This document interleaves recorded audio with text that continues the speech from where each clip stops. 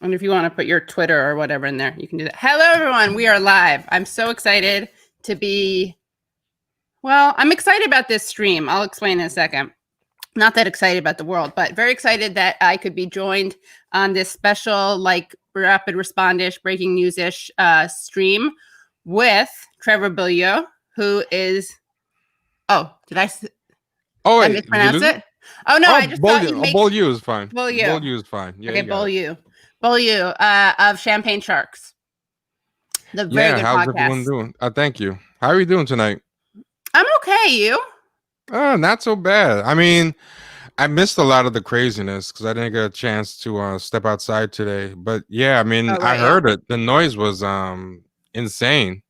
From the It was street in not. New Oh York. yeah, Yeah, yeah. yeah. I was recording and I couldn't even record. It was coming through the noise canceling headphones and everything. Wow, yeah. Well, I haven't been in New York for a while, but there were some people around where I was. I mean, it was like much more low key because I'm out in the countryside. But I saw all the stuff in New York City. But what are you feeling today? Like, what do you feel like? I don't Oh, I even remember mean, when I found out he won. It was this morning, I guess. yeah, I found out. Yeah, Well, was it this morning? It might yeah. have been. It Or was. It was late morning oh, or early okay, yeah, afternoon. Like it was after 11. I'm pretty sure okay. about that. I've been sleeping in late, so that was felt like morning to me. Yeah. Yeah, yeah. It was probably around 11:30. That I think it was. I was recording from 11, and I just started hearing all this yelling, and I thought it was gonna be like another protest or something. But then I Right. realized it was actually celebration, cars honking, all this stuff, and I mean. I have like split feelings. I have mixed feelings because on one hand, I feel kind of good that Trump is gone, but on the Right. other hand, I feel like the Democrats have been rewarded for a lot of incompetence, and I feel like it's gonna embolden or kind of make them rest on the laurels. Like they, I think, made every wrong choice, and it's like what they call the devil's luck. It still ended up working out for them, whether it's because the fact it was even this close was I amazing know. to me, and a lot of things conspired to help them in spite of themselves, I think. Um, and then part of me tries to be optimistic, and part of me tries to think, okay, the fact that they won, but despite what he says, it's not a mandate.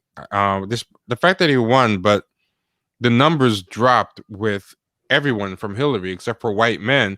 Maybe that makes him think, okay, I won, but No, yeah, I I know. It's so crazy. The yeah, number I dropped did there. Yeah. worse.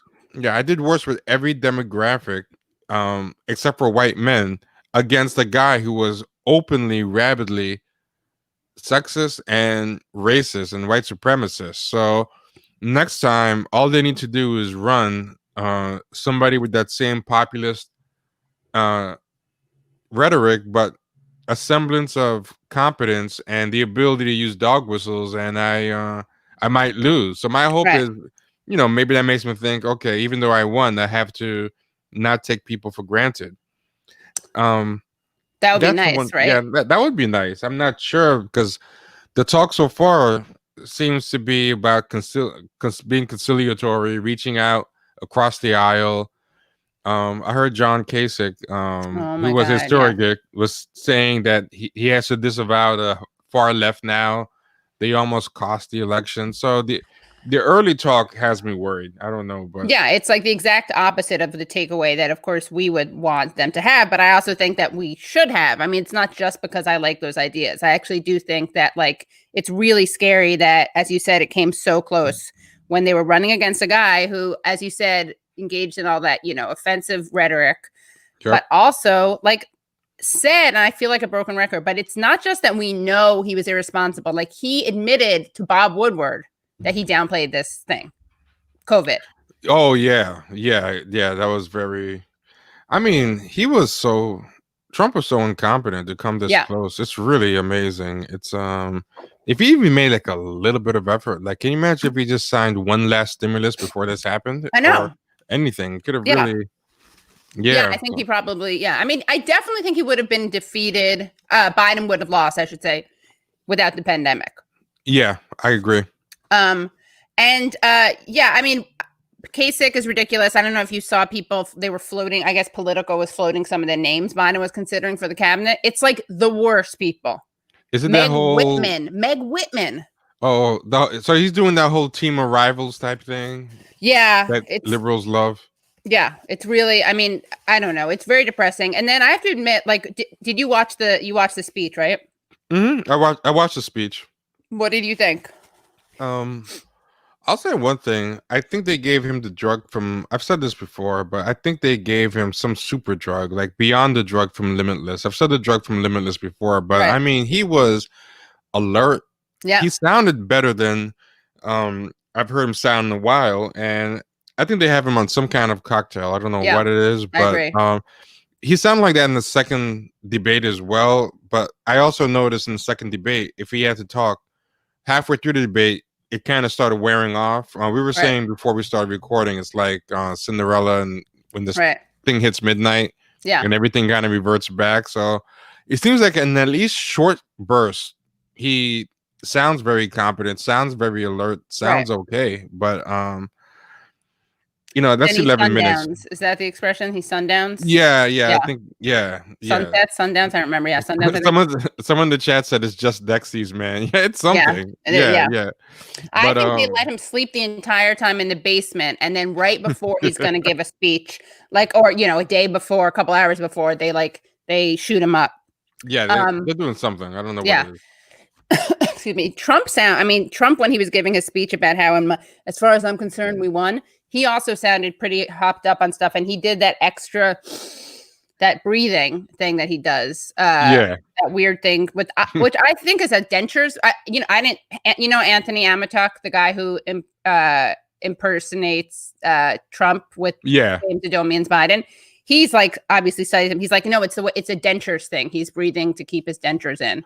Oh, interesting. Yeah. I'm sure being post-COVID hasn't helped. Like I'm sure his lungs aren't what they used to be on top of that. Yeah, so that doesn't help. Total aside, but why do Biden and Harris, but especially why does Biden wear a black face mask?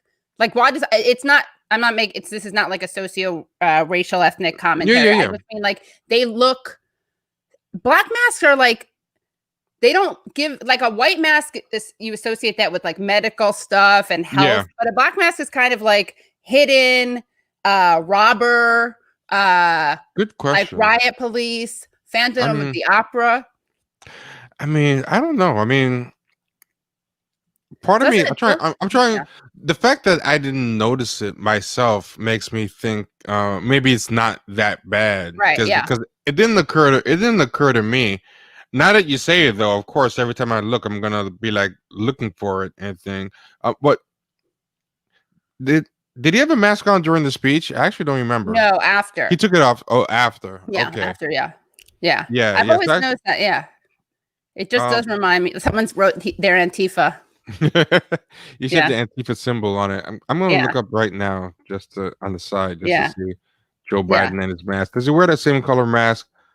Actually, I see him different times wearing different masks, but okay, I see. He has worn a white one. Yeah, he has worn a white one. I see this now. Yeah. I don't think it's just the fact that it's black. I think the shape of it is. I actually get it now. Trump was making fun of him for wearing a too big mask, but I didn't actually see it. But yeah, I think it's a combination of the color, but the sheer face covering of it. It's a lot. It is a lot of mask, right? Yeah, maybe that's what under it is. His sunglasses. It's yeah, you're right. Yeah, those aviator glasses. Yeah, it's I don't know. It's weird, and I have to admit, like, obviously, I'm not a Biden fan. Obviously, I'm not a Harris fan. I was moved. The one time Harris moved me in recent history was during the vice presidential debate, which I thought she really underperformed in. When she said, if they're coming for your mamas and your mothers and fathers. I can't remember what word she used. And your sick people with like pre-existing conditions with cancer, they're coming for you. That was like the one moment I liked where she felt somewhat real. Yeah. And obviously I'm accounting for the fact that I don't like them, but I thought I'd be a little bit more moved. Like when Obama won the first time, not surprisingly, because I didn't think he was going to be like this progressive champion that some people thought he was, but I liked him more than Hillary. And actually what switched me over to him was when they were attacking him over Reverend Wright. Jeremiah Wright. Yeah. I was like, no. That like, sometimes the attacks like backfire. Yeah. And but I cried the first time he accepted the nomination, and then he won. I was actually there in Denver when he accepted it. But then I also cried the second time, which kind of surprised me because by then I really wasn't that I was pretty disappointed. And I mean, part of it I think is the historic first Black president, but Kamala is the first Black vice president and woman vice president. And maybe it's also because I've moved left and I've become increasingly disenchanted with the Dems, but I didn't really feel anything with either her or Biden. Well, one thing I was thinking of when I was watching Kamala's speech is she's the first out of president and vice president who's a full minority, right? So, I mean, even Barack Obama, I mean, he's half Black like her, but he's still half white. But one thing that's one thing I realized no one has talked about is she's the first fully non-white president or vice president, and I think that's something interesting. With the one drop rule, people just kind of think, unlike other countries like Brazil or South Africa, where they have like all these different gradations of Black and white. America is just you're either white or you get one drop and you're Black. So, but I think it's something notable, the fact that she's the first fully non-white president or vice president, and that I think is interesting, along with the fact that she's a woman. And I think it's pretty clear. I don't think Biden's going to make 2 terms. I just don't see it happening. So if there's a second term, I think she's going to be president at some point.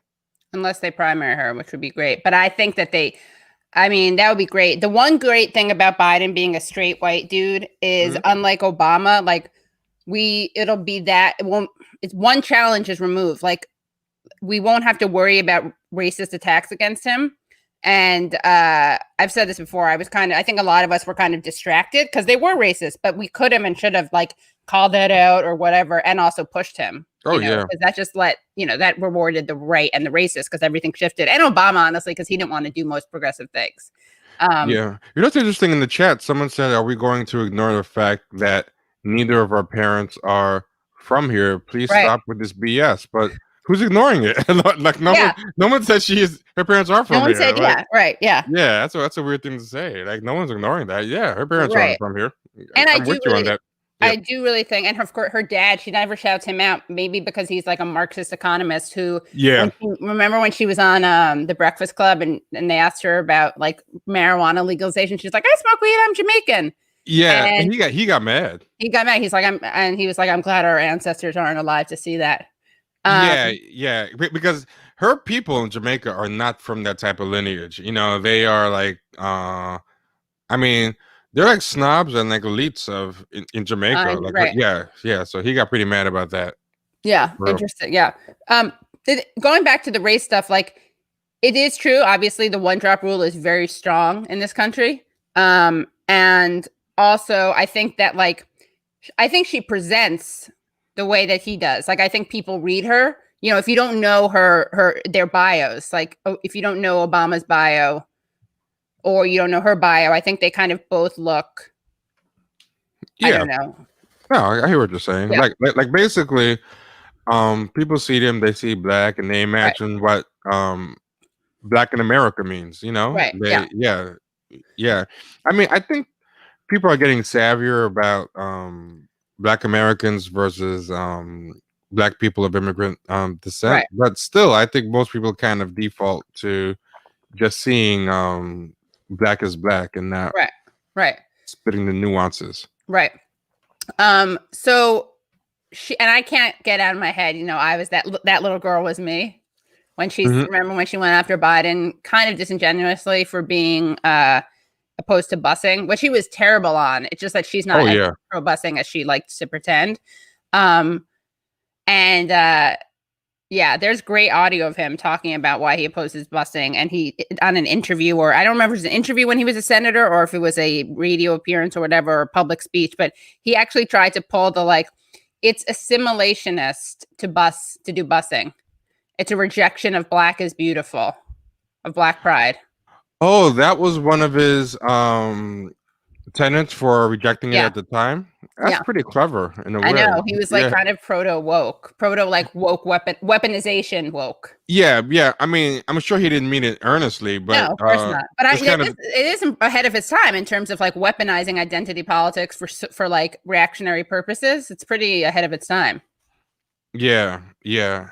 That's very interesting. Yeah. You know, wasn't this interesting? Like Obama inherited a lot of money. And a lot of Oh, people I don't didn't know realize that. that. Yeah, yeah. I forgot how much he inherited, but From he paid whom? it. I believe it's from his grandmother. He actually inherited like not hundreds of thousands. I think he inherited like at least a million. Like he inherited a lot of money, and a lot of people don't realize that. I'm trying to I find didn't know out exactly how much he inherited. I used to know this, but I forgot. But it's an example What of time period are we talking about? let's say the 80s. Let me find it. Oh, Yeah, I because mean, didn't he not, or that like they say that he hadn't like paid off his student loans? good question. Hold on. Let me see how he I was who so inherited. duped by him. Yeah, I'll take. In the meantime, if you guys have any questions, I'll take questions. So that Okay, great. I know that pressure of when you're looking for something. Yeah, yeah, It's like yeah, live exactly. streams are great, but then it's also that's one of the downsides. But I've gotten over my self consciousness kind of. But I still want my guests to. Okay, let's see. I'm Yeah, just one of sharing the that. problems when I put inheritance, people get talking about what Obama inherited from Bush. So I Oh, can't. right. Yeah, yeah, It would be really funny if that was what like you were mistaken and the whole time you thought it's something and it was just his legacy or something. yeah, Or yeah. like But sounds like something Ta-Nehisi Coates would say about, talk about. yeah, but Um, if somebody can find it, please let me know. But oh yeah, no, his grandma. Someone wrote Kelly Cook wrote his grandmother died like a week or less before. Oh yeah, you're right, and his mother had died a lot earlier, right? yeah, yeah. But I know he inherited some money, but it wasn't. It was kind of the amount of money he inherited is the kind of money that most black people from an American background don't really get a chance to inherit. I mean, it was just a reminder to me that he had a very different Someone type asked of what busing was, so I just want to show this. Sorry, whoops. Where okay, is cool. busing? This is a good right. Is this a good definition? Busing is sending kids of different ethnic groups to schools on the other side of town post segregation. It's part of the integration process. Yeah, Yeah, yeah, well basically. said. Thanks, little ball of fur. Um, sorry, what were you saying? I just wanted Oh to. no, it was fine. It was just I Really couldn't thought it. find it, so scratch Oh, it. okay, yeah. But yeah, I mean, I think it's pretty devious and clever that he actually weaponized like black nationalism to I know, right? yeah, yeah. I mean, because I've seen the other stuff. Like, I don't want my, people being raised in a racial jungle and stuff. Right. But That's like the other side of it, right? yeah, but that one is actually much better. I'd love to I know know. who counseled him I on that. have, yeah, it's a good question. Yeah, and I should play it for next time I'm on. I'll find it because I edited it into a podcast that I did about him. When I interviewed Branko Marcetic from Jacobin. Excuse me. So yeah, I cried both times Obama won, and part of that was I think the significance of the first black president. And I found him now. I like really, he's like on he's very low on my list or high on my list of people who I'm very mad at. So Mm. you're on notice, Barack. With like the coming out to like steal the DNC chairmanship from Keith Ellison was like such a dick move. Then telling the Yeah, NBA not to go on strike. What was yeah, the that other was pretty thing? bad. Killing Yeah. Bernie and like hanging out with Richard Branson and with whomever in Martha's Vineyard. And getting all that getting all Oh that yeah, money from those different deals. I mean, he's been really just I mean, he hasn't really been trying to do the whole statesman right, yeah, thing that a lot of presidents do. He's just been a full blown influencer basically. yeah. And he hasn't done the like Jimmy Carter stuff, like Habitat for Humanity or any of that stuff, even though he was all about service before. But Yeah. I did get chills. I mean, I got chills when I saw him because I was there in Denver and I saw it. What really moved me actually was Michelle Obama. And it's so funny now. I like during the convention, she sucked, but it's not to damn her with faint praise, but she was probably one of the best top 5 best speakers, which is like, but like way low. It was just that there were so few good speakers. It was like Bernie Sanders, AOC. I don't even remember who else. That some of the like more minor players. But anyway, so this time though, I felt nothing. Like I have an intellectual relief that Trump is no longer the president, or whatever. His presidency is coming to an end. It's very hard for me to get excited, especially given like what you were saying that, the centrists are already trying to do a fake autopsy based on nothing that says that, it's all, we need to shift right. And, all of their talk of unity, it's time to come together, that there's like a loophole when it comes to talking about the left. Yeah. Like, where's the civility politics that they love? I mean, it's kind of funny. I mean, there's always a joke that the liberals hate the left more than they hate Republicans, and it's very true. I mean, what's interesting is they also say the same thing about the left. Liberals like to accuse the left of hating liberals more than they hate Republicans, which I don't really feel to be as true. And also another thing is, I feel at the end of the day, no matter how often leftists punch at liberals, at the end of the day, they, for better or worse, do fall in line. Like every leftist I knew pretty much voted for Hillary or voted for Biden. I know a lot of in more the general, this time. Obviously, you mean in the general, that's what I mean. And a lot of people, I think, were kind of talking about abstaining from voting, but I think they were also probably in states where it was not in threat. But if they were in swing states, I think they still would have done it. And for better or worse, they can depend on the left for that. I think that's what they bank on. We can treat them however. And I mean, the big fear for me, this is the big fear for me. If the best case option is 2 terms of these people, and I don't have a lot of hope for them, or 1 term and then we get a Republican. And but basically, one way or the other, anybody radical being in that space is not going to be there for 8 years, whether it's 2 terms of Biden and Kamala, or it's Biden and Kamala for 1 term and then a Republican comes in. So I think at the end of the day, and this is something that we should probably do anyway in general, and where most of the success has been, is work on the ground game, like a ground and pound. It's going to have to be local politics, and this will kind of force people to focus on local politics, because what else do you have? Just get people who will hold their feet to the fire in the Senate and the House, in Congress. Just get them in there, and that's been happening, right?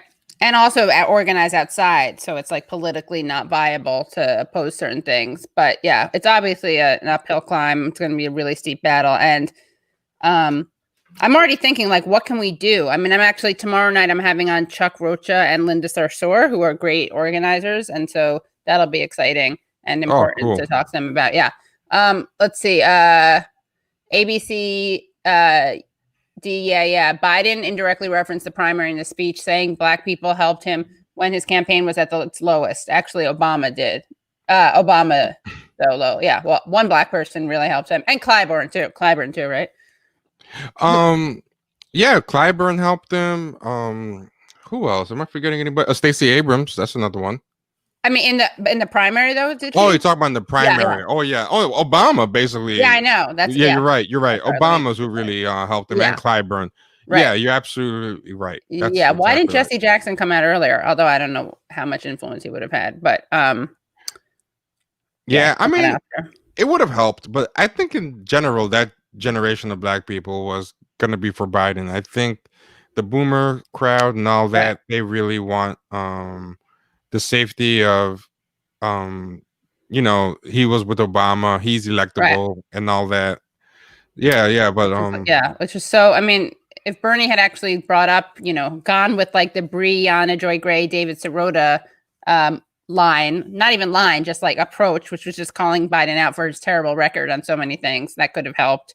And and also the media didn't constantly say that Biden was electable. Like I remember one day they actually had an article in The Hill, and it said the headline was like, Trump slightly leads Warren and Biden. And you read the article and it was true. And then like 3 paragraphs down, it said the opposite is the reverse for Bernie Sanders, who slightly leads Donald Trump. Like, what? Yeah, they went through the most convoluted Yeah. phrasing to avoid saying that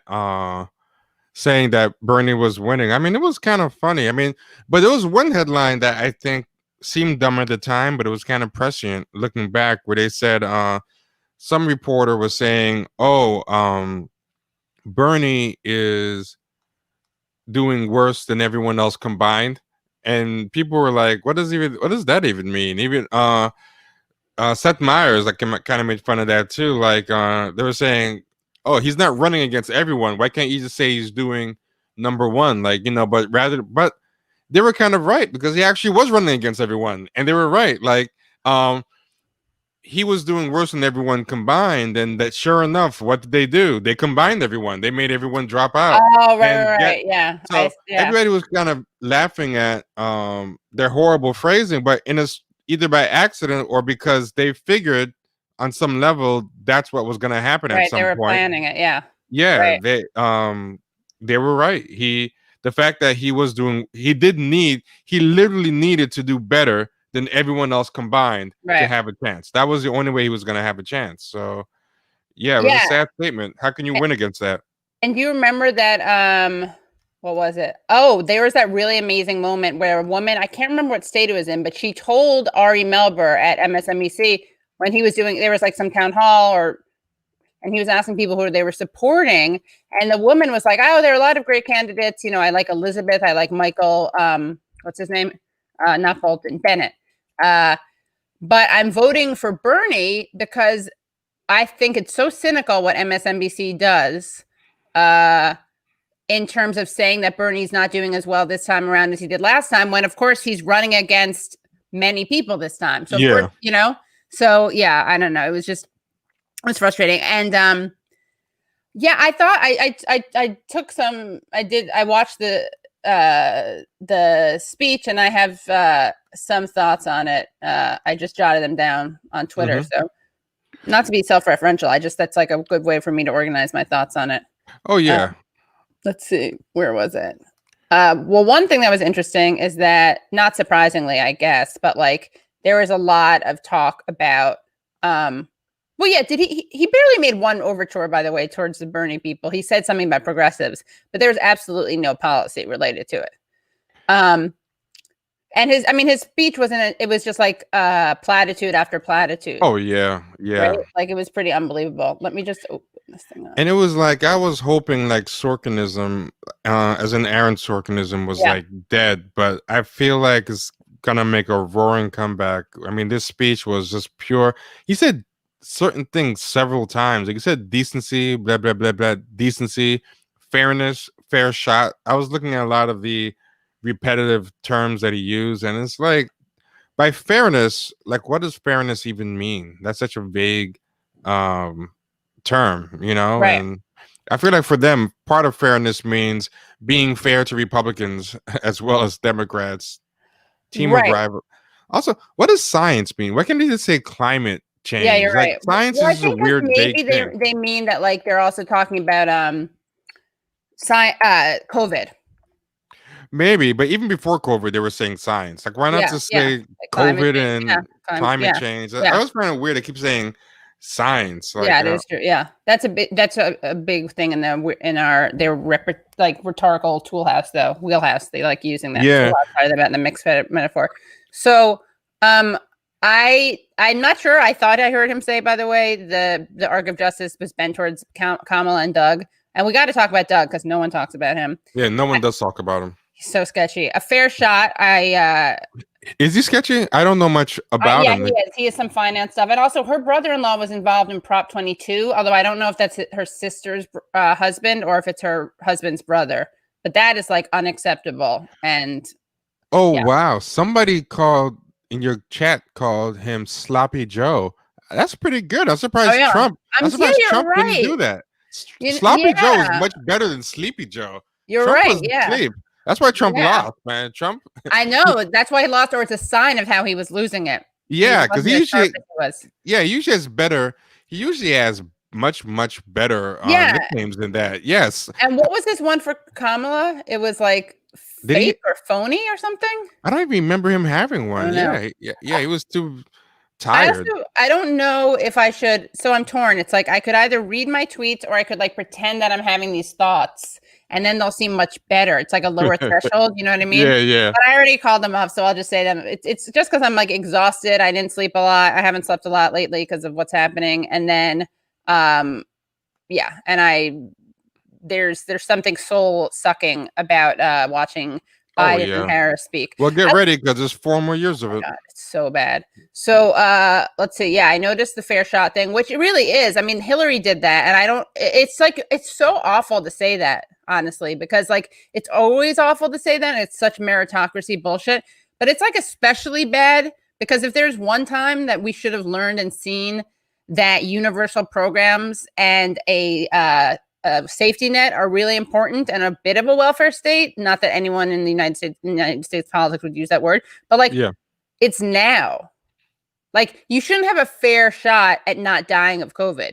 Mm-hmm. Do you know what I mean? Like it's really it's just cruel, and it really is like an attempt to like recycle and like put bells and whistles on and make seem more humane these really cruel libertarian like craven concepts.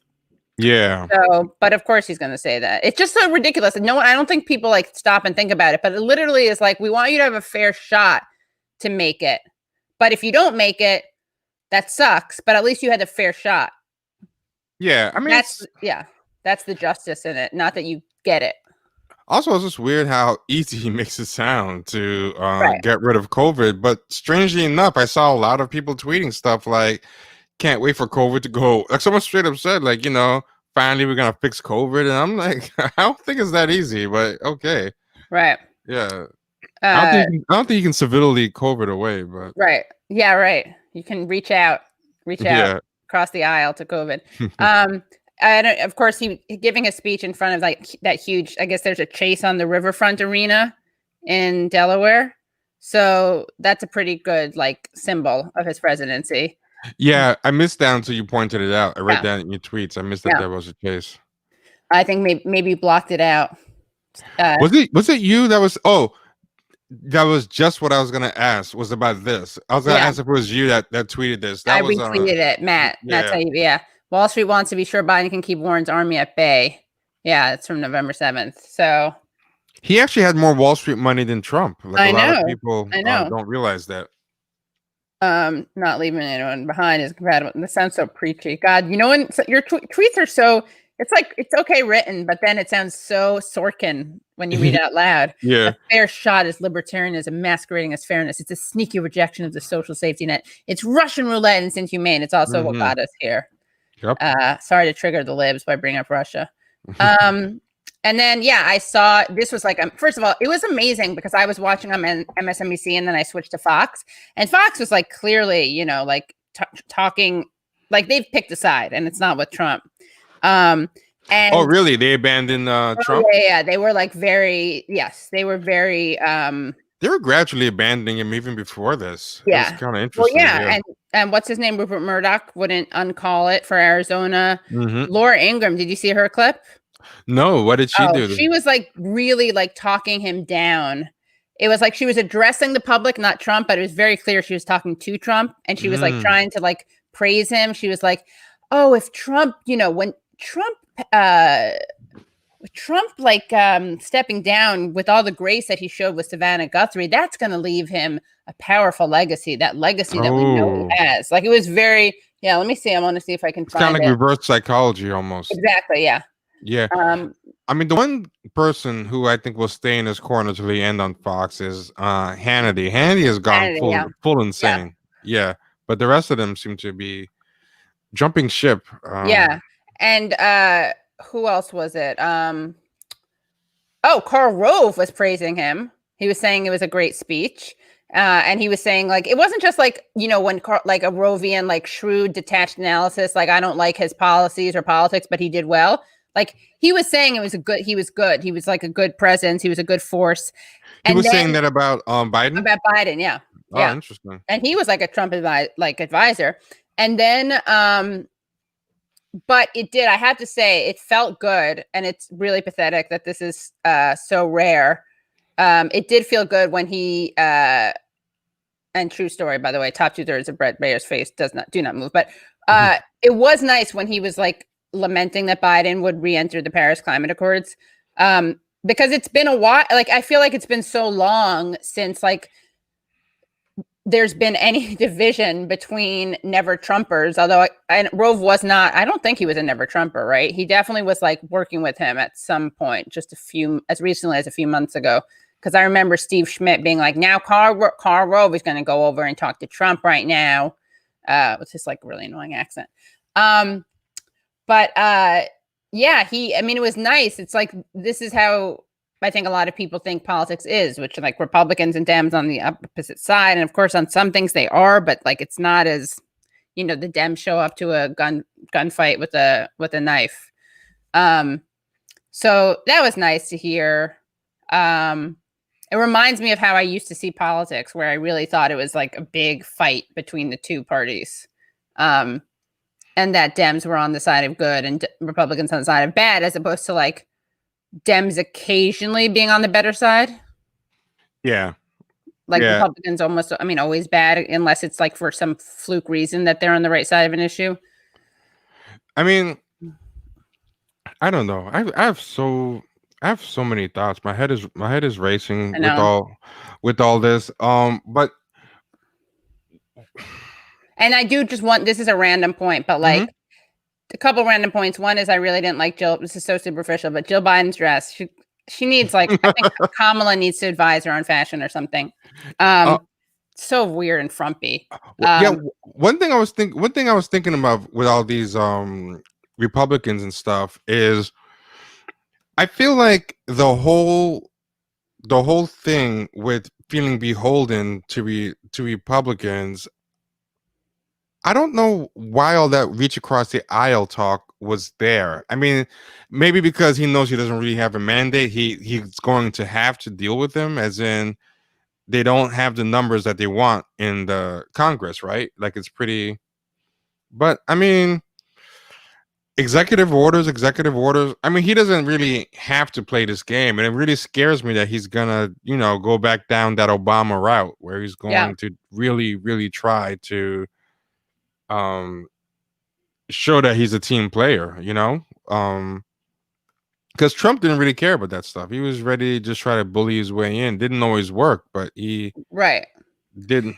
I think it's true. I mean, I think it's a distraction. It's like, Matt Christman said this a couple of I don't know, last week, the week before, when he was on, and he said something like, people think that once Trump is in office, I always do that. Once Biden's elected, and then once he's in office, that like we'll be able to, that people won't be pressured to stay in line, like the way everyone's like, this isn't the time to be negative.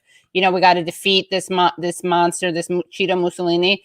And the expectation, I think, is like, okay, once he's in office or once he wins the election, then we can start being critical. But Matt's like, they're gonna always, it's gonna be something. Like, of course. Yeah, it's gonna, yeah.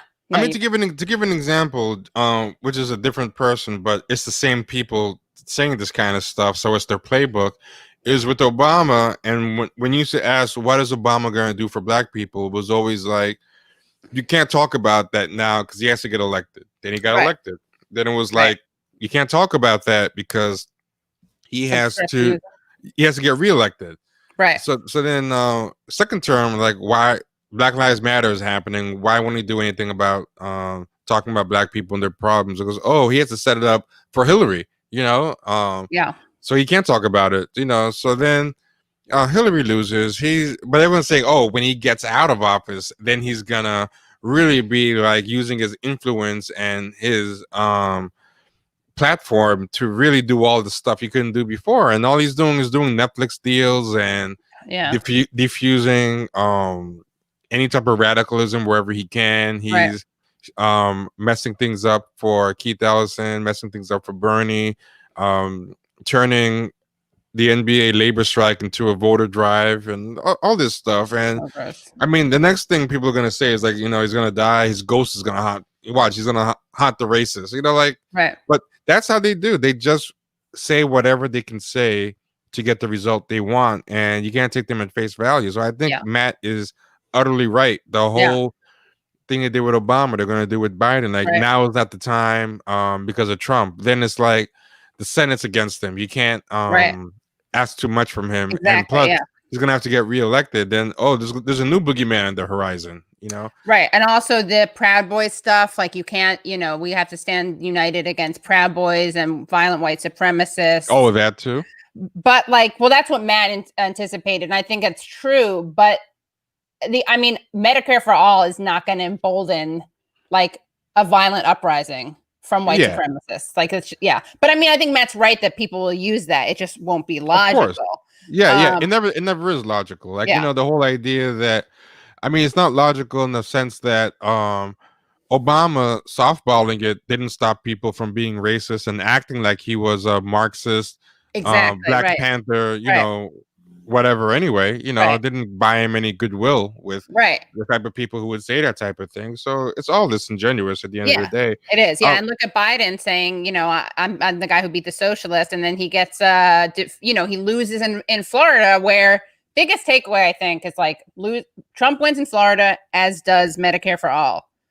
I want to ask you this. Who do you think is on the bench for the Republicans? I feel like they haven't really groomed anybody, Well, the people I've had on who have more insight into this, because I feel like I just ignored the Republicans because it's so obvious that they're so bad, and like the people who are actually need to be pressed are the Dems. But there's so Tom Cotton. Some people have said Tom Cotton, Nikki Haley, Halsey. What is it? Josh Hawley.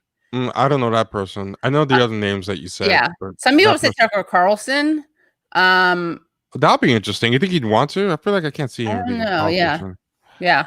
I feel like things are going too good for him now to give that up. But power's weird. Some people really want that power. I know. Yeah. I think, I think Trump didn't think he was going to win. I agree. Yeah. Yeah, I totally agree. I think he didn't think Hillary was incompetent enough to actually lose. Yeah, exactly. Yeah. Did you see, that movie, The Producers, like the Mel Brooks movie? It kind of reminds me of that, except more accidental, when they're like, what is it, for financial reasons? They're trying to put on the worst play ever. Yeah. And then everyone loves it. Yeah, exactly. And, it hurts them financially. Yeah. I'll never forget when they had the clips of his headquarters as he was winning. They looked all so dejected. Like, it did not look like how it should look when somebody's whole campaign is turning around in real time. Like, it seemed like when you watch it, like, you should hear the Curb the Enthusiasm music in the background. Totally, like, it was very funny. But at the same time, he's a weird one that I think he hates losing, but he also didn't want to win. So I think he once he started, right? Like, once he got into it, he was like not gonna, for his ego, he wasn't gonna let him he wasn't gonna not try to win. But I think he probably didn't think he would win the primary. Exactly. Yeah. So I'm curious how far he's gonna take this. Some people have crazy theories that he might try to run again in 2024. Which, these days I never bet against anyone or say anything's impossible, because the last 8 years I've seen so many illogical things work. Right. Who even knows? Yeah. And but his speech was just full of platitudes. It was nothing but platitudes. Neither one said anything. Nothing stood out for me.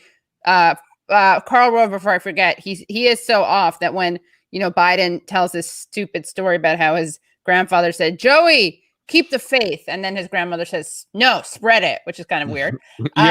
Especially during COVID. Just avoid the term "spread it." Period. Yeah. And then Karl Rove was like, well, the stories about his grandfather admonishing him. It's like, that's not admonishing. It's like an expression, and you're urging your grandson to do the right thing. But like, I think Karl Rove has some weird, like, deep psychological issues. For sure. But I can't even remember what anyone said. Like, I just remember cliche after cliche. And then what was the end? God bless the troops. And yeah. Surprisingly, shout out the police while he was at it, like, just to show you're right. total 10 deaths. Yeah, he didn't, right? That's actually 10 deafness. Yeah. I wonder if like someone out was like, "Don't do that. Don't do it, Joe." Yeah, I wonder as well. I mean, but there's also one phrase that I hated, which because I thought was a bad portent of things to come, where he said, "I'm a proud Democrat, but," and I'm Yeah, like, okay, what's the but about? Like, yeah, you're already just trying to hedge your bet. Like, yeah, I'm a proud Democrat, but I'm not one of those crazy leftists. I'm right, a proud yeah. Democrat, but we can cooperate and all of that. And I'm like, you just won. Like, it's too early To to be, I know, start, yeah, to start being conciliatory. Like, right, just yeah, it's stop it. Like they ridiculous. automatically, like reflexively have to Right. hedge when it comes to the right in a way that they don't with the left. You No, know? because they actually don't like the ideology. I mean, Thomas Frank's, I quote this book all the time, but his big thing in Listen Liberal is like, it's not that Dems are cowards and spineless. It's that they don't want these things that they claim that they want, but can't fight for because of obstructionism.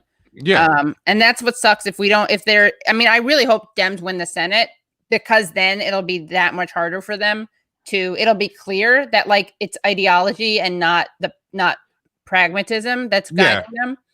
And I think people think only on one axis. So the one axis everyone thinks on is left, right, left, middle, right. But I think Right. people have to think about corporate versus anti-capitalist. Right. And I think if you add that extra axis, corporatism is what they believe in along with the right, and that's why they can get along with Right. the Republicans, because both of them are very, very corporatist parties. Right. So yeah, I mean, and that is a genuine ideology that a lot of people don't think of as an ideology, Right. corporatism. But yeah, And that's really Trump, what it is. one of his great abilities was to pretend he was like both like make it clear that he like gamed the system, but also suggest that he was going to take care of everyone.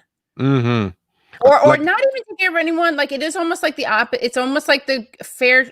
No, I think how about when he was talking about like yeah, my taxes are proof that I'm smart, that yeah, yeah. and somehow that's gonna help America. Like I Right. don't know, the Well, I idea think that, probably yeah. people do, or they're like, he's good. Like, I'm gonna like, because I think the American dream combined with like xenophobia and like American exceptionalism and then like ethnic exceptionalism is pretty potent, right? Because like you can convince yourself you either like will succeed or you deserve to succeed, and he's gonna help me. Um, yeah, but that is, and he did, like he would occasionally, I mean he definitely talked out against the military industrial complex, he didn't use that term, but then bombed Syria, ratcheted things, like was harder on, more aggressive with Putin ironically than Obama was. Mm-hmm. um but no, I think that's true, and I think that what's scary and why the left needs to, I think, win is because there is like, well, according to Thomas Frank, again, populism is not right wing. It's a left wing thing that's been co opted by the right Mm-hmm. wing. But like, that's a strong appeal when things aren't working. Like the outsider, anti politics as usual thing is very strong. And if we don't have someone on the left, like Sanders or someone else like that, to do it, like there will be people who are drawn to the right. And it's interesting because I do think people should be like, I think Biden should be reaching across the aisle, not politically, but like, I think the Dems need to do more Bernie-esque things where they don't like Biden didn't do this so much, but the whole basket of deplorables thing, Biden did that like on a one-on-one basis when he Mm-hmm. would be like, listen, fat, or like, go vote for Trump. Yeah, But dog-faced pony soldier and all yeah, that yeah, great stuff. yeah. But But he doesn't do it the way that like some Dems do with their like kind of condemning people as irredeemable bigots. But I do think that there's like there are people who are convertible, and there's a big myth that like in order to get those people you have to sell other people under the bus, but you don't. You just have to explain to people why divide and conquer isn't good for them. It doesn't require throwing people under the bus. I mean, I kind of hear both sides of the equation on that, to be honest, because I do think there's some people where they would actually shoot themselves in the foot rather than share, like the idea that the wrong kind of people are getting enriched would keep them even from helping themselves. I don't think that's a made up thing, but I do think you have to try to get gettable people, but I Right. think a big problem with how discourse works, especially on social media, because social media is just made for extreme reactions, and too Right. much of the discourse happens on social media. This is idea everything has to be all or nothing. So if you Yeah. admit that there are some people who um might be motivated by race, might be motivated by um they would rather cut off their nose to spite Yeah, of their course. face, that must mean that everyone is like that. Right. And you know, or the other option is you can't admit anyone's like that. Right. Or if you admit even one person's like that, that unravels your whole case. So then you end up having people talk past each other, where one Right. person says, if I can pull up one example of somebody Right. who is irredeemable because he would rather make sure black people suffer than even help himself, I haven't done the left's whole case, and then someone on the left will be like, if I can show one person who is truly motivated by economic anxiety and is gettable, then that undoes the identity politics case of this racially motivated person. And I think we'd get further if people could kind of just admit, there's probably a whole spectrum of stuff out there, and it's not just one definition that's going to fit everything, and just see who you can get. Because I mean, what's the option? You need the numbers. You need. Yeah, I mean, I think what you're saying, I don't think those two things are incompatible. I think a lot Yeah, of people I right agree. now will cut off their nose to spite their face. Some of those people can be brought over. And again, like, I have empathy for people who have this like kind of false consciousness. I mean, to a certain extent, not when they're attacking people. Yeah. And I certainly am not, but I do think that, like, that aside, like you said, we need the numbers. So that's what a lot of the labor movement was based on, right? It was like educating people around class consciousness so they wouldn't be turned against each other. So I think both of those things are true. Yeah. Sandy Darity, the economist, made an interesting point when there was an argument going on about economic anxiety versus racism and white nationalism, and he made a good point. He said, I think to a degree both of them are true, but I think a lot more of what motivates Trumpers is they are motivated by economic anxiety, but a lot of them are motivated by group economic anxiety, like the fear that the group, which might be white people or men, is economically sliding Yeah, in right, relation to other groups. And I thought right. that was a pretty interesting Yeah, nuanced way to, because it kind of blends both theories into one thing, that it is economic anxiety, but at the same time it's economic anxiety of the collective or the race. And I would think that'd be an interesting conversation to have. yeah, I'd love to see what I would love to see what could come out of, like, I just want the paradigm shift to change, to see if we can shake things up, to get new conversations, because I'm just tired of the same class versus race, and race. people lobbying the same arguments in going in circles, and it just doesn't seem to really be advancing in one way or the other, Yeah. And yeah. I mean, one of the other things one of the weirdest arguments, though, to me is that, like, you can't appeal to class consciousness or class interest or organize around that because people are racist. And to me, again, I obviously fall more on that side of this argument, which I think you're right, is it's too much of a dichotomy or a false, zero sum game, Yeah. or mutually exclusive. But to me, it's like, it's not that. Of course, there are some people you'll never be able to reach, but, like, it's precisely because people have such a racialized identity politics for many reasons, that one of the ways you undercut that, you compete, you offer them an alternative, right? People are looking for meaning in their lives and identity.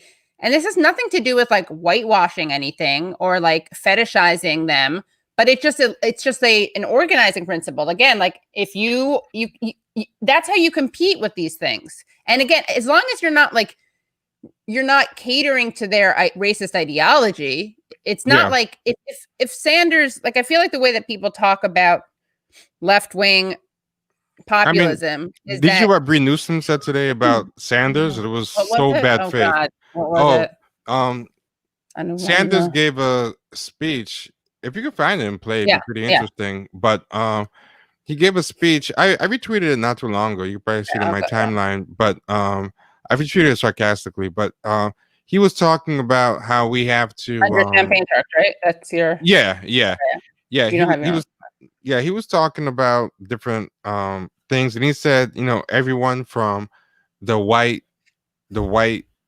no, he didn't say white. I think he said the farmer in Iowa to the low income person in New York. And he didn't say anything about white. And then Bree Newsom retweeted, she was like, see what we mean when we say the white left thinks that the working class is automatically white. And it was like, that's weird. Like what projection.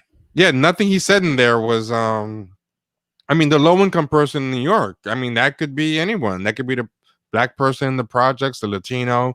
Like he didn't say anything, and she said that, you know, he's talking in code, you know, and that this is code for white people when he says working class, and that was very, very bizarre to see. But I think it's part of the problem. There's so much bad faith. But the other thing I was thinking is, why now? Bernie's not even going to run again. Biden just won. Why are you more focused on still bashing Bernie than fighting against the right? That's a weird thing. Like he's not even a threat anymore. He's bigging up Biden. He's working with Biden. I don't even understand the rationale behind the punching left that she's doing there. You know? Yeah, me neither. Yeah.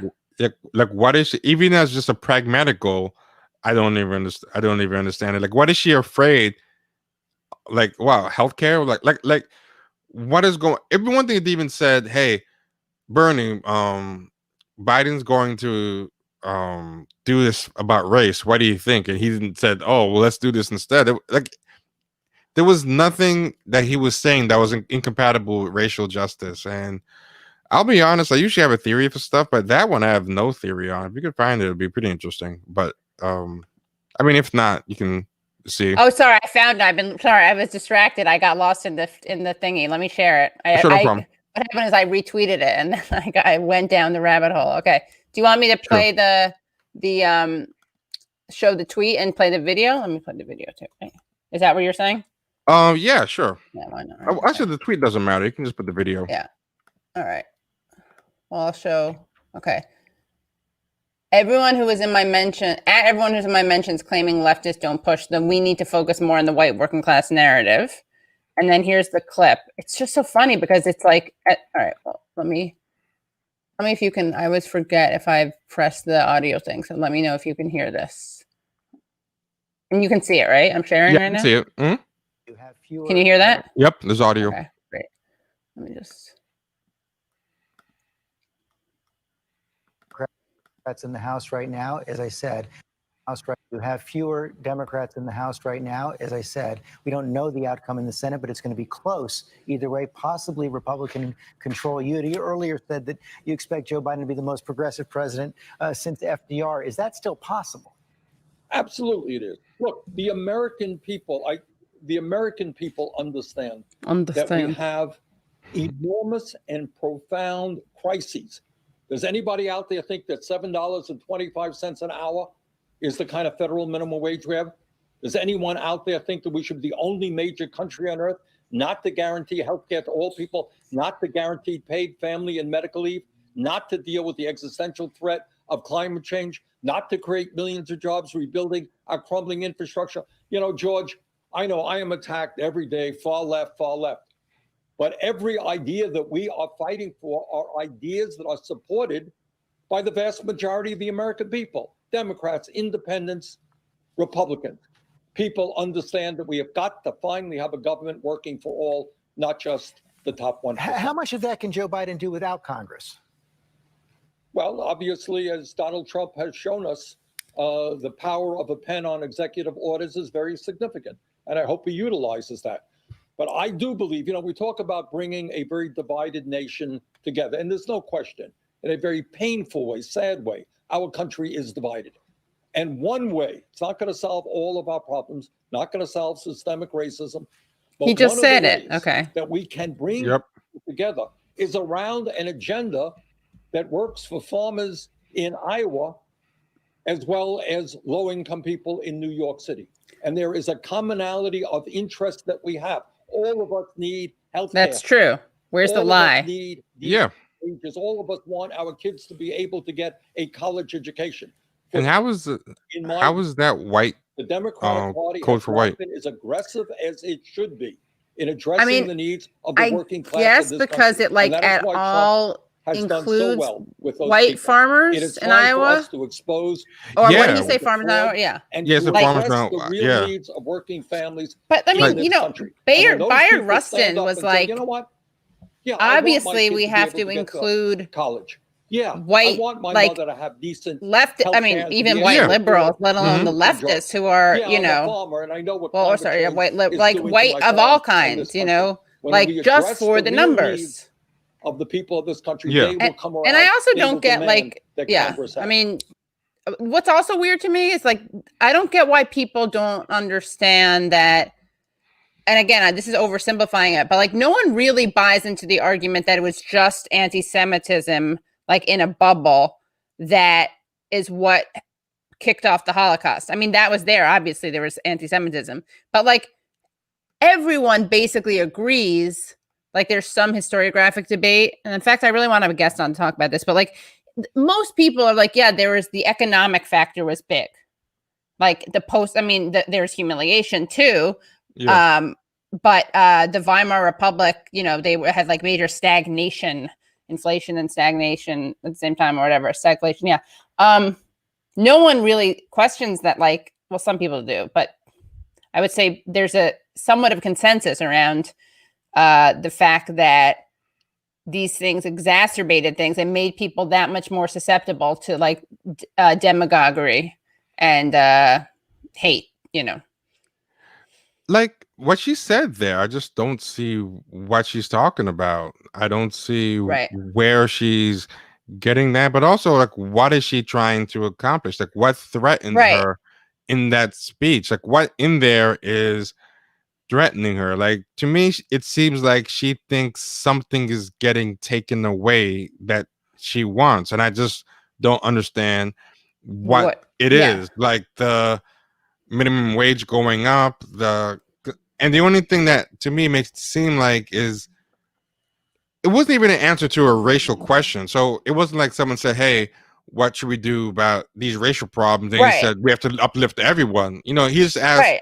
how is he like FDR? So yeah, I don't get it. I don't Yeah. understand. And he actually said, I mean, he said it's not going to solve every problem.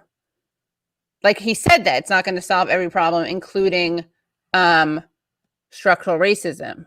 So yeah, exactly. He said that too. He addressed that. He explicitly said, I'm not offering this as a alternative to addressing racism, and it's not going to. Right. And that's good coaching. I mean, somebody probably told him that precisely to avoid the type of bad faith attack that she did. And it kind of shows these people are going to say what they want to say anyway. The same way they're going to call, the same way Republicans are going to call Obama communist Manchurian candidate, Black Panther radical, bomb thrower, no matter what he does. So he might as well have some good policy. Yeah, liberals are going to do the same with Bernie Sanders. I'm glad that he evolved his language in a way that made it way easier for people to call out the bad faith, because before, when people used to do this stuff, his phrasing was vague enough that they can get a little traction in it. But if you look at the responses to Bree Newsom, it was pretty universally getting dunked on, like get the hell out of here. So what does she do? Like, is she involved in charter schools or something? She does some weird things lately. She's part of a publicity stunt to take a flag down. Oh right, yeah. She took down the charter school person you're thinking of is probably Brittany Packyetti, who came up with the race. She was in Teach for America, where Bree Newsom was part of a staged photo op where she took down this Confederate flag, but it was something that this group of white liberals decided to do when they decided to have her do it alongside a white man because they thought the optics would be good. So they had her go with a white man, and then they staged a photo op, and she went up and got it, took it down, and that became kind of an iconic picture.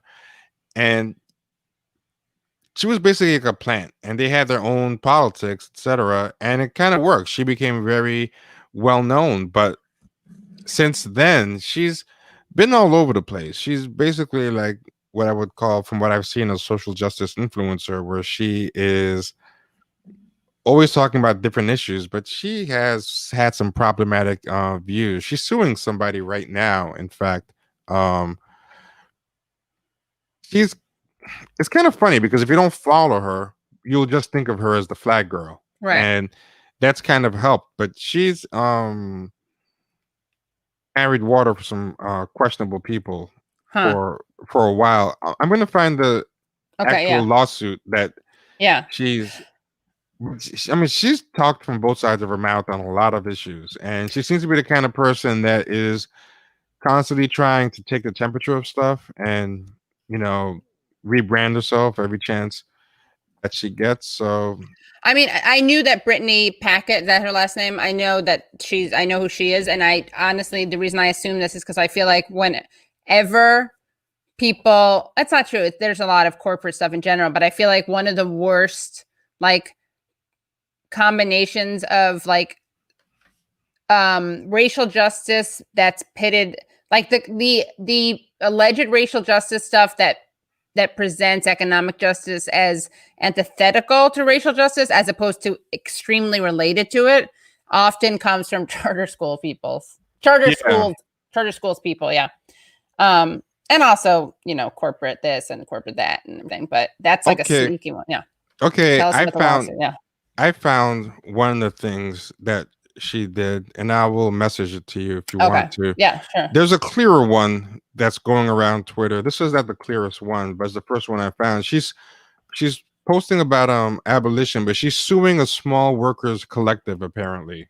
Yeah, Why? for, I guess, defamatory content, and she's accused of I guess they brought up and said that she misappropriated funds or stole money from fundraising efforts, and she's suing the Carolina Workers Collective for Oh, wow. defamation. And a lot of people have found her have Okay, not let's liked see. that she's doing that. But there's been other like problematic things. First, the fact that she was accused of that has been a problem. But Should I share that? maybe, I can share it. yeah, you can share that. Maybe Yeah. she is innocent, and if she is, she has a right to defend herself and stuff. But just the fact that she's in a lot of that messy Right. stuff has people, that along with some about faces she's done on various topics. I've seen her write about some things. Like, I mean, being right, like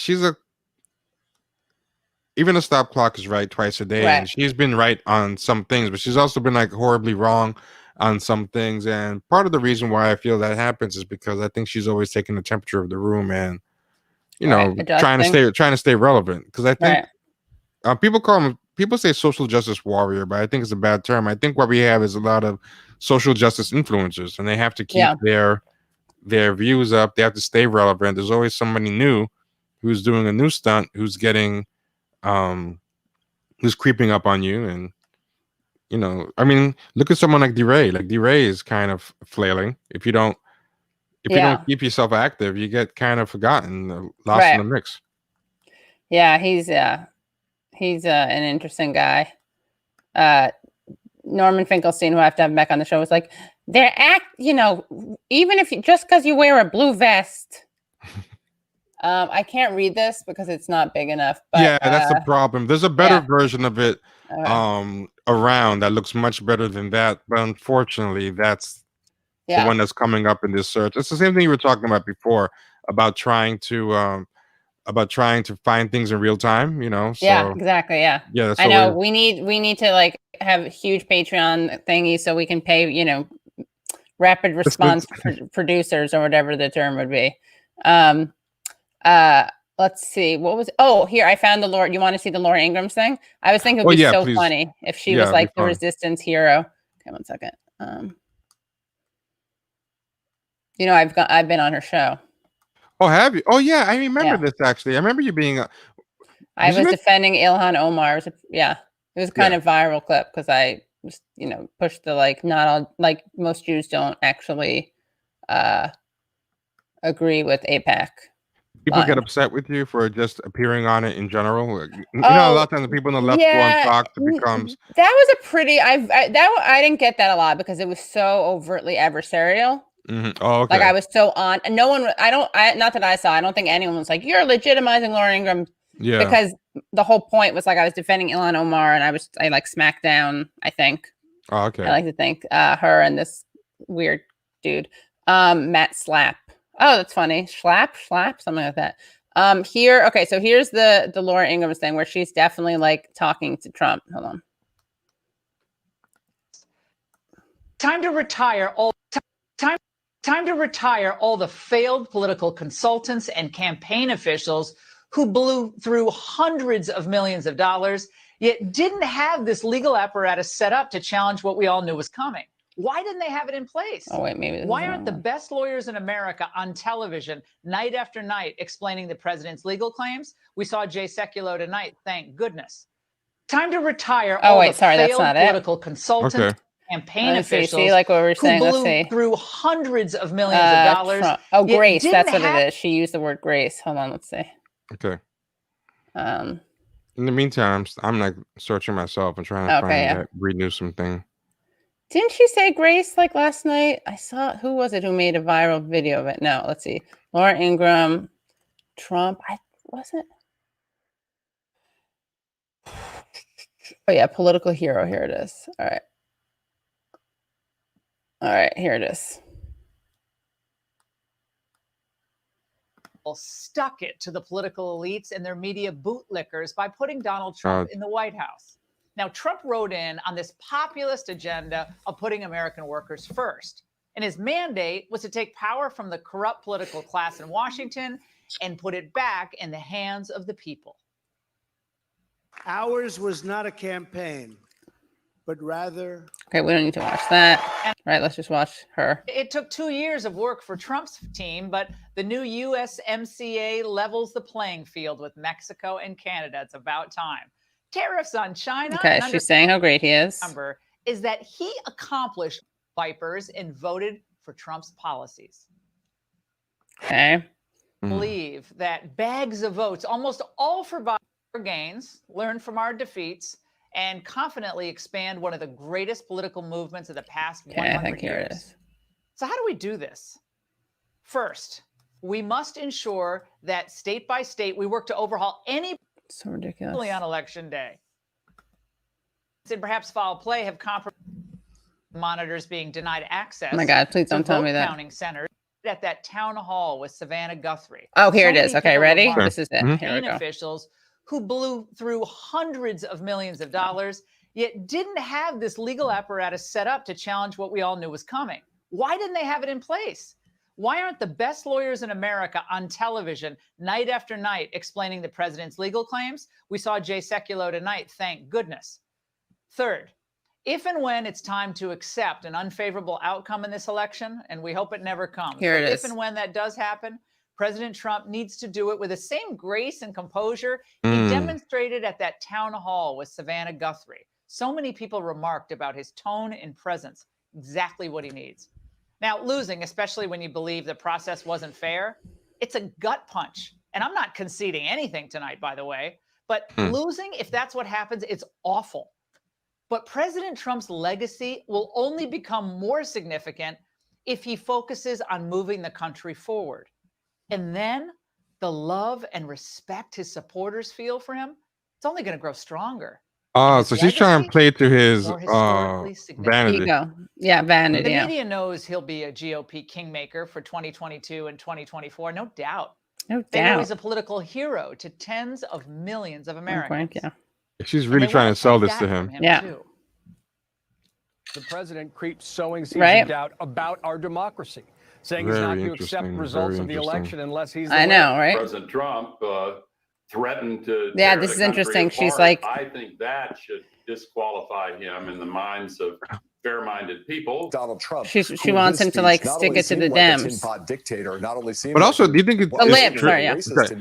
But do you think it's true that his base would respect him for They're that? still on Because the I get no racist sign thing, that they even would. though he expanded No, support among minority I don't voters. think These people so are absolute either. buffoons. But Trump should make them all eat their own words. But more That's a good importantly, question. he should do it for the voters and those who expect their leaders to accept the will of the people. And to all you patriots who supported President Trump, stand tall and be proud of your efforts and his. It was all worth it. We all helped reshape the national conversation on China, on immigration, on trade, and political correctness, et cetera, Of et cetera. course. We don't have time to bury our heads in crying towels. There are 2 Senate races to win in order to hold the Senate. There's money to be raised, speeches to be written and delivered, ads to be made, and ballot canvassing events. So, I mean, I do think that I wonder if you think, I mean, you're right. Like, does she actually believe that, or is she just saying that because she's afraid of what will happen if he doesn't do that? Yeah, that's a good question. I get the sense that she's just saying whatever she thinks will get him out of office more than she's really believing what she's saying. And so I think she's catering to his vanity, because I don't see his. I mean, I feel like his people, they like the show of strength. That's what they like. Yeah, I agree. That's what they Yeah, go so for. what do you think is motivating her? Like, do you think that she doesn't want, like, yeah, what do you think is motivating her? She just Maybe wants it's him to those, step. maybe it's those other races that she's talking about. Maybe she's thinking it's gonna hurt the GOP overall. His antics. That's gonna hurt, Right. for lack of a better word, the brand. Maybe the word he's gonna hurt the brand or something. Or maybe it's not even the brand of the GOP, but the brand of Fox. Like, if he becomes a laughing yeah, stock, and Fox is viewed as his puppets, then he's gonna reduce the brand of Fox. Because I feel like that kind of happened with George W. Bush when George W. Bush was riding high, and Fox was championing him and made them look good. But when he became extremely unpopular second term, Fox took a big hit. Fox was, I mean, they were doing okay, but the record numbers that Fox was doing, and all the way through Obama and so forth, like they kind of became a fraction of themselves. Huh. Interesting. Yeah, I mean, right, so she doesn't want to be embarrassed by being associated with a loser? Because did you see that clip of Trump getting mad at the morning show people? And no. Oh, that's a good one. All right, I mean, that if you can find that one, that this is kind of what is this on? Okay. He was talking to the panelists, and he was whining to the people at Fox about how they've been backing him less, and there's been stories about how the shine is off on Trump with Fox, that he's been kind of. I'm gonna actually. I think I found it. Hopefully, it's a full clip. I mean, I do think sometimes like he's too erratic. Yeah. Sense it. Sorry. Okay, great. That's okay. I think he can be a little erratic for, just like he is for Wall Street. Yeah. I think maybe he can be. What? By the way, and then I want to get your. I'd love to hear your thoughts on like some of the, the results of from people. There's like this whole people are reading a lot into the increase, like you were saying, in non-white voters. Yeah. 1 second. Okay, let's see. Okay, share screen. Sorry, I try not to do this. I always say it out loud when I'm doing it. No problem. But there was a recent story. I wish I could remember who did it, but it was all about somebody was analyzing the declining relationship between Fox and Trump, and they were making a case of all the shots that were kind of being taken at each other. And I think there's something to it. I think he and Fox, the romance has been on the wane for a while. Right. I wonder if it's the COVID stuff. Like, I wonder if they're actually mad at him for maybe exposing them and others. I don't know. One of the things the story was upset about, I mean, that they said it was upset about in the story, was how he was basically kind of treating them like his own personal, servants and Right. stuff. And he was actually messing up a lot of their shows with constantly popping up and demanding to ramble about whatever he wanted to ramble on and steamrolling over the host and everything. Right. Yeah, that's funny. It's too much for even them. Okay, let's see. You've said on the stump before, right, Mr. President, I know you've said on the stump before, I wouldn't have gotten into this job or ran for this job if the previous administration wasn't, in your words, so bad. And some have said that Barack Obama's come out to be the bad cop, to go after you. One of the things he said last night was he's going around spreading COVID like he's a carrier because he cares more about having these big crowds than he does keeping people safe. Do you want to respond to the former president? Well, fortunately, he's drawing flies. He's not getting anybody to go listen to him too much. Actually, Fox puts him on more than anybody else, which is sort of shocking to me because Fox has changed a lot. And somebody said, what's the biggest difference between this and 4 years ago? And I say Fox. It's much different.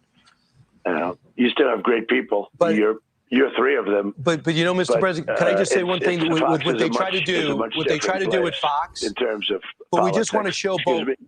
Unlike the other networks, they were trying to show both sides. So, hey, here's President Trump live. Here's Joe Biden live. Because they're like explaining. They decide. Yeah. So I don't think it's an endorsement of anybody. But go ahead. When President Obama speaks, does he get under your skin? They say that obviously. They wouldn't put, they wouldn't put Sleepy Joe Biden on every time he opened his mouth. They had other networks for that, frankly. And it was run, it's a much different operation. I'm just telling you, it's much different. And, and you have great people when you have Sean and you have Laura and you have, yourselves and you have some incredible people. I'm just saying, Tucker's been great. I think you really have incredible people, but it's much different. I could name some of your side players and name them. Name names. You had a period of time. I think you're still doing it, but you had Democrats on more than you had Republicans. And look, it's different. I'm not complaining. I'm just telling people. Oh, really? It's one of the. You're not complaining. Yep. Just own that. I hate when people do that. It's fun. I'm not complaining, but I mean. I found the story. It's Newsweek.com. It came out in July, and it was the rise and fall of the relationship between Donald Trump and Fox News. And they did a whole timeline. It's by Emily Chakor.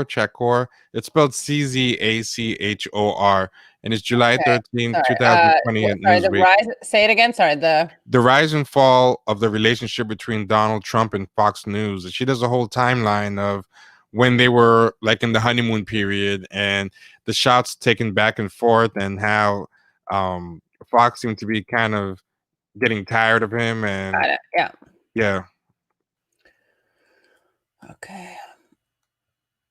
I still think there was an even better, more detailed one that came out as well, talking about how bad it's gotten between them. But there's been tension for a while. So I'm just saying you want to do a one of these deep dives. I just realized, because I'm curious. I was going to say, you're such a, I don't know what the word is,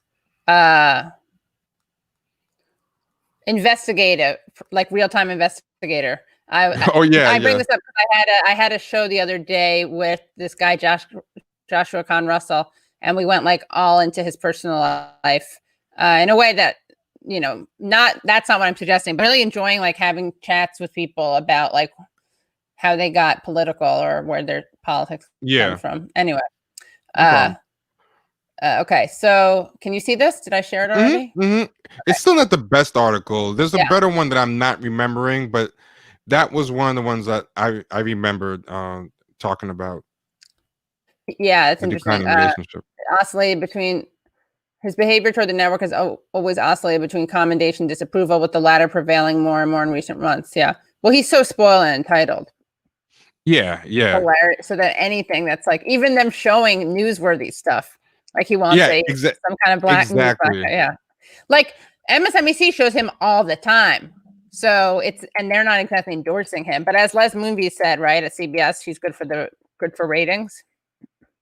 Yeah, I mean he is, but I think it's kind of started backfiring. I mean, as bad as Fox is, I think to some degree they still want to be seen as remotely realistic a news source. Like they can't become too much of a caricature, and that's kind of what's happening. Like people don't even really think of them as news anymore. Yeah, right.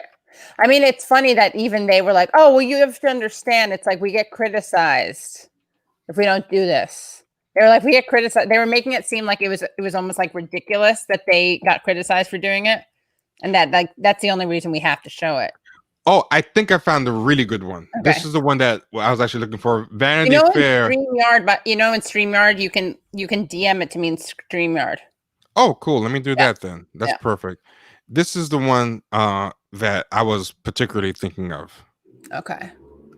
Let's go to that one then. It's a little little gossipy, but in a good way. Like it talks about a lot of. What did I just see that was gossipy in Vanity Fair also? Okay, let's see. And I think it's based on Brian Stelter's book, Hoax. Brian Stelter had a book, Hoax, Donald Trump, Fox News, and the Dangerous Distortion of Truth. And it's all about his relationship with Fox News. But part of what it talks about in the book is the highs and lows. And this article was by Brian Stelter. He was kind of summarizing his own book. Okay, let's see.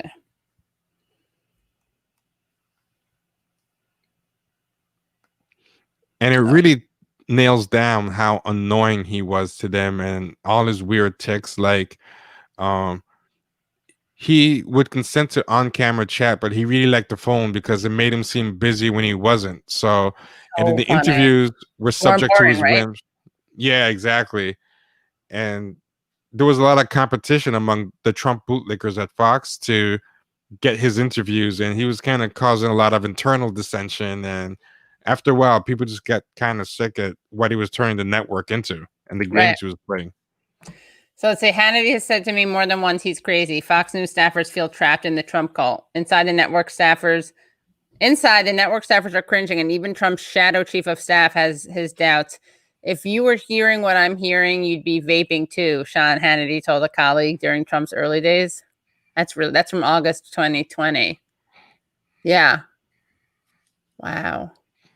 Yeah, that's a pretty good one. I'm interested in reading the book too. I mean, it's sad because the way the news goes, that book is kind of already kind of dated now that he's lost, but I think it's worth I'm still interested in reading like just how bad it got. Wow. Why don't you, what is that? Yeah, there were, let's see. Other times the bookings were simply a product of who had bent Trump's ear most recently. There were side deals brokered during stopovers to his golf clubs and pitches made during strategy calls. Why don't you call in tomorrow? What's that? Oh, I'm just reading part of it. You depend on propagandists like Hannity to keep the walls of his alternative reality intact. Yeah, that's true. But I mean, not to do the false equivalence thing, but like MSNBC also provide a lot of stuff for Joe Biden. Oh yeah, I mean, somebody was crying on CNN today when there was call for Biden, like crying tears of joy. I forgot who the reporter was, but yeah, I mean, there's a lot of comical stuff that and on November 3rd, they looked very morose when they thought Biden was going to lose. So it's funny, like they do their own thing, but I do think they do at least keep an air of professionalism, even if it's a thin veneer that Fox doesn't even try at its worst. Van Jones was Van Jones at least Van Jones. I don't think he's a real CNN employee, right? I think he's a correspondent, like a consultant. What's it called? Commentator. I forget what they call it, but it's like you're kind of on call, like you're not like full time, So I can forgive it a little bit with Van Jones, even though it's still embarrassing. But the person that I was thinking of that was crying was a straight up CNN employee. I forget which one because I don't know their names. Like an anchor. Yeah, I think so. I wish I could remember. Yeah, but so I think he's been on the decline with Fox for a while, and there's been a lot of stories where in May he gave a quote that he thought Fox News was in the tank for his opponent and not doing enough to help him get reelected, which is a funny thing to say, that you think a news service is Right. supposed to Yeah. get you reelected. Because at least pretend to be playing the game. Like, I feel like Bush used to pretend that Fox was a real Sure. Yeah. place that just happened to always agree with them. Like this is the other one in Politico, but in May, I just sent in a private chat. He attacked Fox News for doing nothing to help Republicans. I have a Google alert for Fox News. That's why I know all this stuff. Oh my God. You must get, I mean, don't you get stuff all the time then? Well, I set the Google alert to tell me about Fox News, but it can't be from the Fox News site. So you can filter out the Fox News site. So I only get when other people write about Fox News. Right. But if it was just Fox News, I would get a million things every day because every time they update it. Yeah. Right. So it's a filter to keep out Fox News actual site. But any third party writing about Fox News, like so that's how I was knowing all this tension between Trump and Fox. Got it. Trump attacks Fox News for doing nothing to help Republicans and me get elected. See, again, he pulls off the mask. You know what I mean? He says this is the quiet savannah. It was the president's second Twitter tirade this week against a network that has generally treated him favorably. Yeah. That was in May. And to keep it in context as to why I brought this up, because the original conversation was about Laura Ingraham and what she was going for. And I think this might be some background or foundation to help understand maybe how it got to this place where she's basically goading him into just go away already. I think maybe that's what it is. Like, you're ruining the network, you're ruining our reputation. This used to be a fun place to work, and you're annoying the crap out of us and ruining our rep and whatever. Yeah, because people were actually fighting with each other, to kind of kiss his butt at some point. Yeah. Yeah, but then that's someone. Yeah, I wonder if they actually also just don't like his politics. It's after a certain. I mean, that's possible too. I mean, yeah. The kids in cage thing, it's hard to, even as a bootleg, to cape for some of that stuff. It's gotta be, I don't know. I feel like it's depressingly not that hard for them. Yeah, probably right. Let's see. I just want to read some comments or chat. Let's see. I'm not sure what this means. Patrick Emmett wrote, winner 2018 Anthony Award for Best Anthology and winner Bronze Medal 2017 Inside Book Awards for Anthology. I think he just wanted to plug himself, maybe. Reviews the Obama Inheritance is conspiracy noir short fiction. Maybe he's just promoting his own thing. I don't know. I think that was in response to your talking about the inheritance thing. But yeah, did he write it, or is he just very? Oh, you're talking about a book called The Obama Inheritance. Yeah. Oh, I see.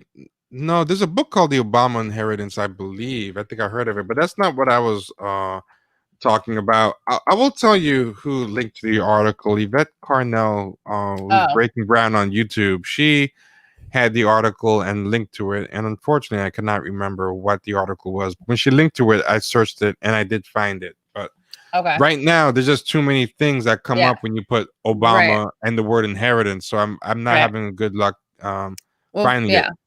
And he's right. There is a book called The Obama Inheritance, but that wasn't what I was talking about. Oh, someone else. I forgot about SNL. I'm not watching it. I'll watch it later. Let's see. And then the New Centrist writes, hey, Katie, fan from Toronto. Do you think anything will come from Trump's litigation about the votes? Thanks. What do you think? Do I think anything would come? I don't even want to bet anymore. It's hard to bet against Trump, and he's in a low point. I feel like nobody's going to want to be the person to enable that right now, because I think the luster's off on him, even among conservatives. I think a lot of people just want to move past this embarrassment. I think here's one major reason why I think it's not going to happen is he has very surprisingly incompetent lawyers. Like, I know he nominates very unqualified people for his court appointments and does cronyism and grifters and whatever, but I always thought that for himself, at least, he was going to save some good ones. I didn't realize how bad his actual personal lawyers were, that they're just that same unqualified cronyism or whatever that he does to appoint people to the lower courts, he was doing for himself. But I was reading today about how his cases were getting thrown out and why they were getting thrown out. And when you read why they were getting thrown out, they were shockingly incompetent.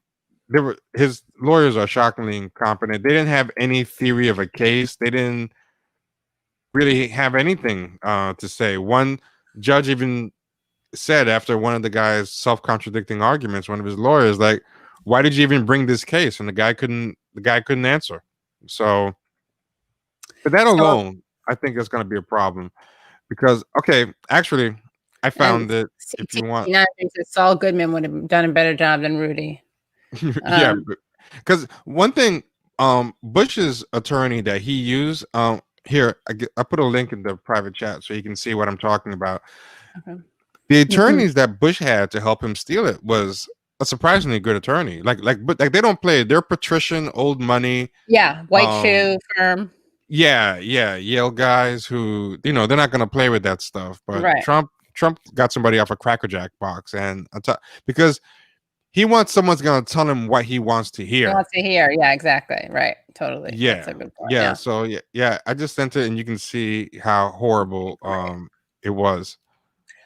Someone's asking me opinions on the People's Party movement. I like them, and I had Nick Branna on the other day, and I want to have Ryan Knight on. Yeah, I don't. What do you think about them? Let me open this. I don't know anything about them, okay. so I'm not going to pretend. Yeah. They're kind of like they're not third party. I don't know how to explain it. Someone put in the chat. Tell me how to explain it, because again, I'm too tired to.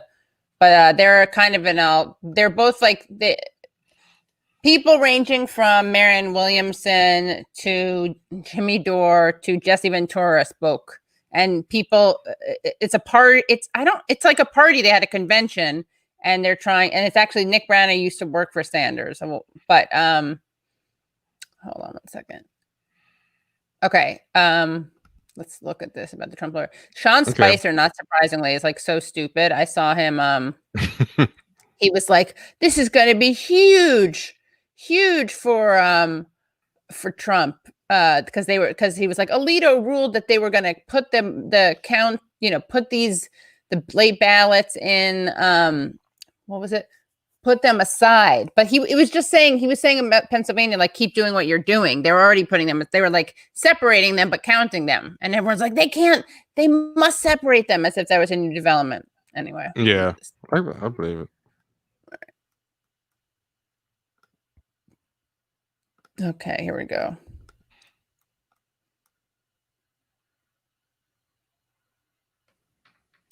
The Trump campaign lawyers are really not good at their jobs. Is this one of his lawyers? It's a description of what happened. We knew coming into the election that mail ballots would be counted last in many states because of how their ballot processing system worked. We also knew mail ballots would be heavily Democratic because of a huge partisan split in how people plan to vote, a split that Trump himself exacerbated by trying to cast doubt on mail ballots and discouraging his own supporters from voting by mail despite coronavirus pandemic. Trump is also making unfounded claims about fraud. Okay, and here's the highlight part. His campaign complained in court earlier today about supposedly not having observers in the counting room in Philadelphia, but his campaign's attorney admitted that the campaign already had observers in the room, which prompted the judge to ask them, "What's your problem?" Additionally, the votes being counted in places like Pennsylvania are votes that were cast by Election Day, which Trump is wrongly claiming were too late to be counted. This press conference is another attempt to undermine faith in the election result, just as the president has spent the entire campaign doing. And this is from, just want to read who the person is. Thank you. That was a tweet from John Bolton. Yeah. So basically, they complained in court about there not being observers, but then the attorney admitted that they did have observers. And judge was like, "Wait, why are you even here?" But a narrative, yeah. But the attorney that Bush had was James Baker, I believe. I believe that was his name. Yeah, and actually, real quick, there's a story in Foreign Policy where it straight up said this. Chapo talked about it too, but there's a story in Foreign Policy that's titled "Why Trump's Election Challenges Are Nothing Like Bush versus Gore," and the subtitle is "Bush Assembled a High-Power Legal Team.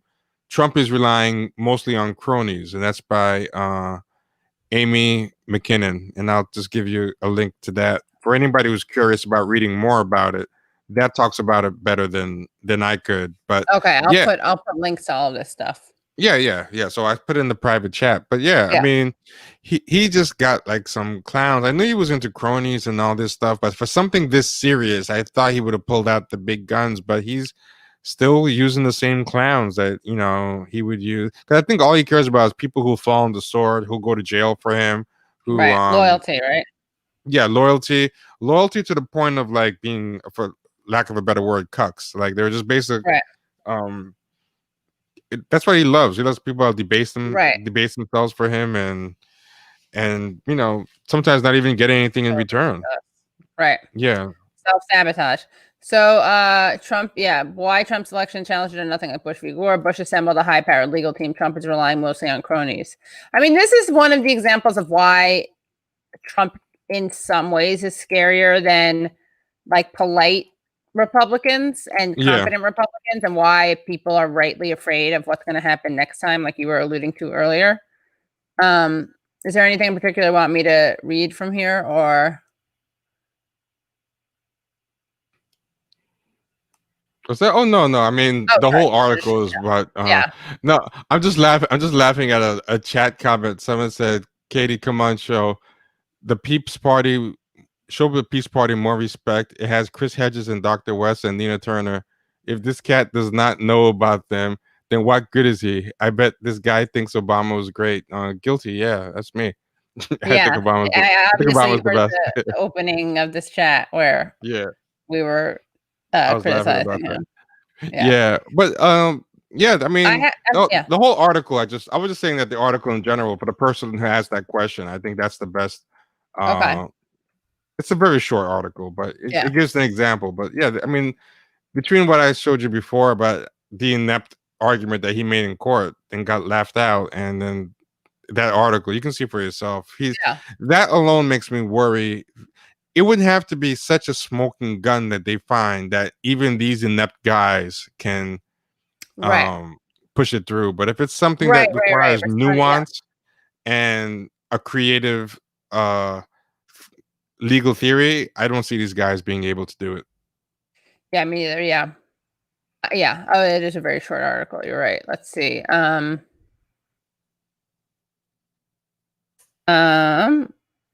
Remember how scary those Brooks Brothers guys were? Brooks Brothers boys, whoever. Yeah. Let's see. The Trump campaign's legal challenges in Pennsylvania were ballot counting and mail-in deadlines have evoked memories of the Supreme Court case that decided the 2000 presidential race between Bush and Gore. President Trump's own lawyers have cited the case in their Pennsylvania lawsuit, which seeks to prevent voters from fixing problems with their absentee ballots, arguing that if only some counties were doing this, it violates the 14th Amendment's Equal Protection Clause. Seeking to prevent voters from fixing ballot problems. But there's little chance that this race will end up like 2000 when the winning candidate wasn't announced until December 12th. For one thing, legal experts doubt that the Trump team's claims have much merit. Also, Trump's legal team looks nothing like the formidable group assembled by James Baker, the architect of Bush's legal strategy. According to a new biography on Baker, the man who ran Washington by the journalist Peter Baker, I'm sure no relation, who knows, and Susan Glasser, his reputation was so formidable that Gore supporters knew they would lose the moment they heard of his selection. Well, also they're used to losing and have no spine. Bush's legal team included 3 future Supreme Court justices, John Roberts, Brett Kavanaugh, and Amy Coney Barrett, as well as Ted Cruz, now a U.S. Senator, and John Bolton, Trump's former national security advisor. But Trump has struggled to attract an all-star cast. The New York Times reported that Trump has leaned on his family and on former New York City Mayor Rudy Giuliani as he seeks to ratchet up his legal strategy, with son-in-law Jared Kushner casting about on Wednesday to find a James Baker-like figure to lead their efforts. This is really funny. Trump's current lineup of lawyers includes his personal lawyers, Giuliani and Jay Sekulow, former Florida Attorney General Pam Bondi, and Sidney Powell, who served as a lawyer for former Trump National Security Advisor Michael Flynn. The firebrand former acting director of national intelligence, Richard Grenell, has become the public face of the campaign's legal challenges in Nevada, although he's not a lawyer. Oh, that's weird. The Biden campaign, in contrast, has assembled a team of hundreds of lawyers ahead of the election, anticipating that Trump will raise legal issues. Biden's operation, overseen by his campaign's general counsel, Dana Remus, and Bob Bauer, a former White House counsel in the Obama administration. Other lawyers on the team include Donald B. Verrilli Jr. and Walter Dellinger, who are both former solicitors general, as well as Eric Holder, who served as Barack Obama's attorney general. Oh, Holder. Yeah, big time. Yeah. So, yeah. Well, anyway, any final thoughts? I really appreciate you coming on. Oh yeah. Thanks for having me on. Also, I was joking about Obama because people in your chat are actually arguing if I love Obama. That was a joke. What are some of the things you said about him earlier? Like how he, sold out Black Americans. I remember. Yeah. I mean, even in this same you said he hasn't done anything progressive, right? Yeah, basically. Yeah. So, and he was and he's just a giant influencer, and he just hasn't done anything statesman-like, and he's been postponing doing anything for Black. Maybe the person missed the beginning of the thing. Who knows?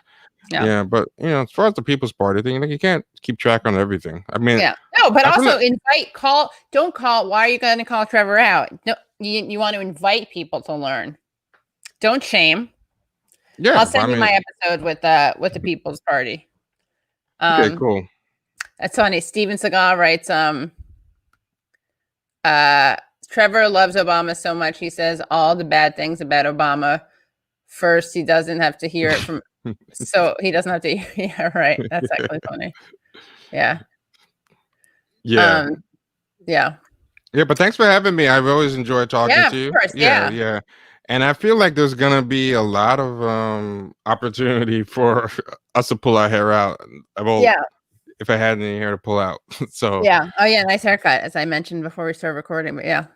I mean, with the whole thing with COVID and stuff, I just got tired of trying to figure out if I should go to the barber or not. So I just said, forget it. Yeah. So thanks, and I gotta go now. Everyone in the chat, thanks for entertaining me, and we'll talk soon, Katie. Great. Okay. Thanks, Trevor. Bye. Bye. All right. So I hope you guys enjoyed that rapid-ish response. Just wanted to talk about what happened, and anything else? Oh, by the way, tomorrow night I'm having on Chuck Rocha and Linda Sarsour, which will be exciting because I really want to get a sense of like how the hell we can maybe try to, I don't know. I don't even know if I want to say push Biden, because that makes him sound like he's way more movable than he is. But anyway, this was fun. Thanks for tuning in. Everyone subscribe, subscribe, like, share, and I will see you guys tomorrow. Thanks, Brad, who was here, even though I planned this very last minute. And stand by for some great stuff. I'm going to post some videos of Bodie talking politics. That'll be fun. That's stupid, but kind of funny. Push Biden in a wheelchair, maybe. Push Biden. Wait, where is that? Where's that? Oh, hold on one second. I can't,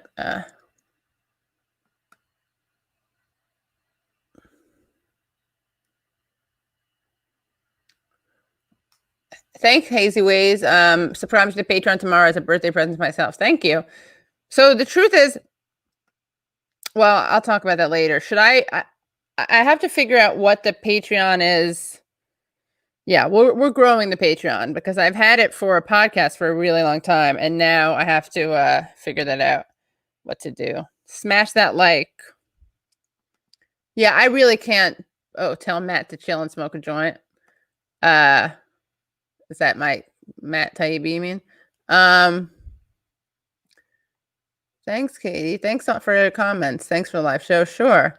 Biden was, it's like oh yeah, Biden was running to Mike tonight. Thanks for reminding me. That was really weird, right? It was kind of funny. But one of the things, can't remember. Oh, one of the things that's nice about, not nice, but like the ups, I don't want to say that. Since we're in the pandemic, it gives a lot more time for live streams. That's all I'll say. Trying to, have that. Yeah, do you guys all, any of you see or hear Useful Idiots this week? We had on Glenn Greenwald. Oh, that's so nice. Thanks, David. Let's see. Been your patron for years. So incredible how amazing the show has become with these live streams and so many excellent guests. Yeah. Yeah. Let me know what else you want to see. What else would make you want to be a Patreon? Like, I'm trying to look at different models. Some people do like group calls once in a while, apparently. And what else? Yeah, I know. I've been messed up with the censors, but I have been messed up by the censors before, never over Bernie, because I stopped talking about Bernie before the censors started. This has been quite illuminating. Yeah, it was interesting. What segment should they watch? But yeah, Useful Idiots was interesting. I think we had a really good, I do have a Twitch, but I don't know how to coordinate Twitch and YouTube. And then like, also, I got to experiment with different ways. Maybe I can do a little bit, on Twitter and Periscope. And anyway, one of my favorite parts of, the last, episode is, what was it? Oh, when Matt and I talk about, what is it? Matt and I talk about this killer. I won't give it away.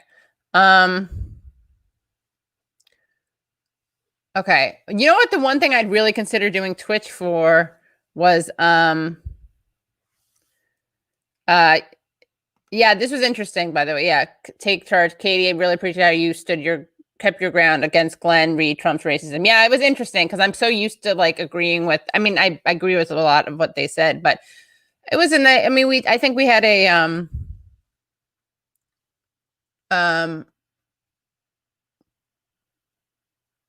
okay, wait, the racist K-Hive part. Okay, well, we gotta, okay, so that's not good. The racist K-Hive parties and this trans Bernie sister bro.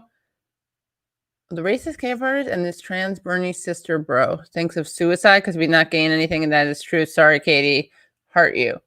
Well, that's not good. Do you have someone to talk to? Yeah, can you talk to someone? I've never read a comment like this. I don't know how to respond to it because I feel underqualified. But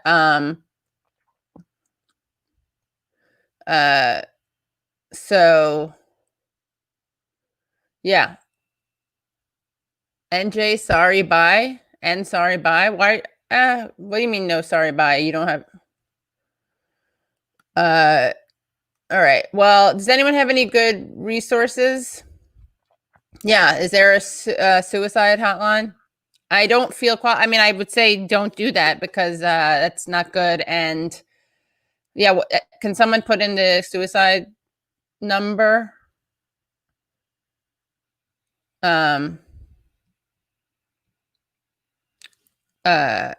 Or 911. Yeah. Honestly, like, okay. Thank you, Nicole here. 800-273-8255. I'm totally not, yeah, that's a good, suicide is a permanent, where is it? Call someone you are loved and we all have you in our thoughts. It's true. We do have you in our thoughts. And, is that, let's see, again, 800-273, thanks, Maddie, just Maddie, 8255. Also, I gotta say that something like it's sometimes I think helpful for people to ground themselves in other people's like in something really important that gives you meaning and also perspective. I think like a lot of causes, you know, it's hard now on with COVID, but like you can do stuff over the phone. I don't know. What's a cause you believe in? Wow. It's been 5,453 days since I lost the love of my life to suicide. Please don't do it.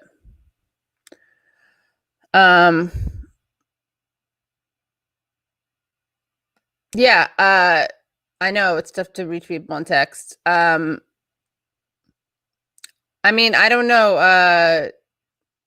Yeah, it is very hard on the people in your lives. I would say, for their sakes, please don't do that. Then someone's recommend You Matter, Strutter, Ricardo writes, then someone's recommending 741-741, which is you can text. Yeah.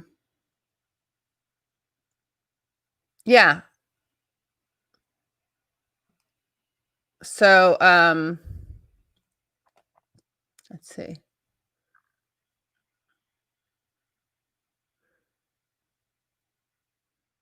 Oh, okay. Don't call 911, right? I agree with that. Suicide is a permanent solution to a temporary problem, not worth it. I mean, yeah, there are things that like,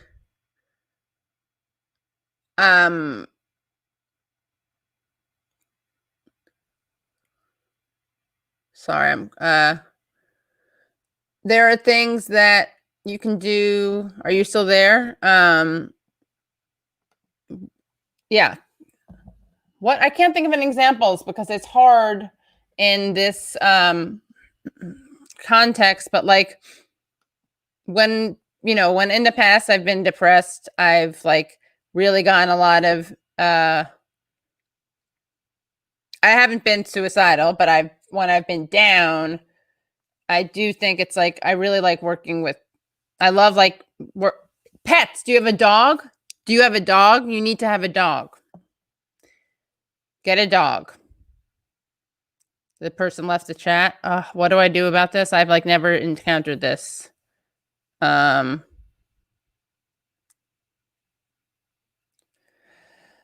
Leave the chat, but not the world. Okay. Yeah. Art. Get into art.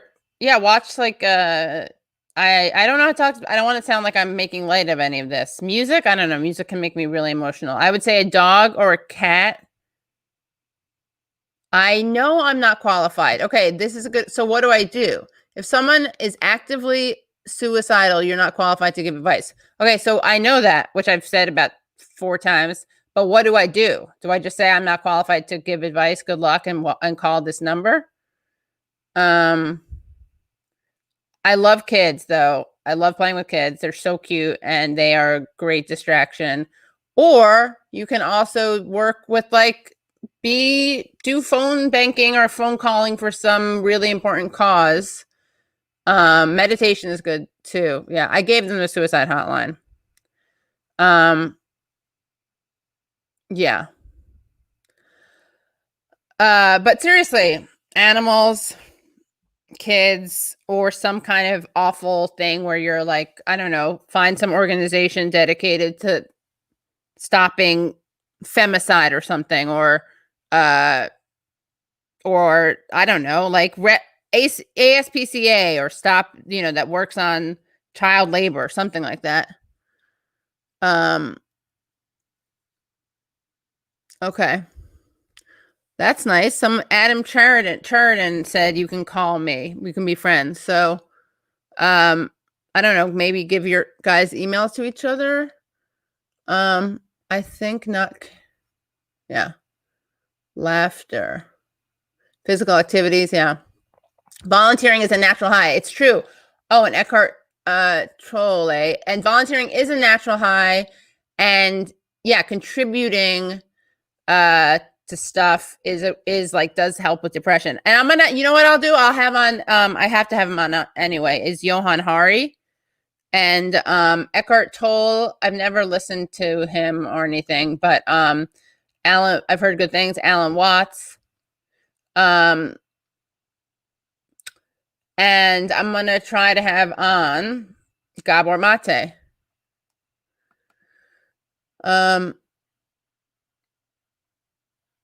Who cares if? Yeah, are you saying that to me? Have you slept? Who cares if anyone's not qualified? Call a friend, family, the suicide hotline, anyone, no one is unqualified. Well,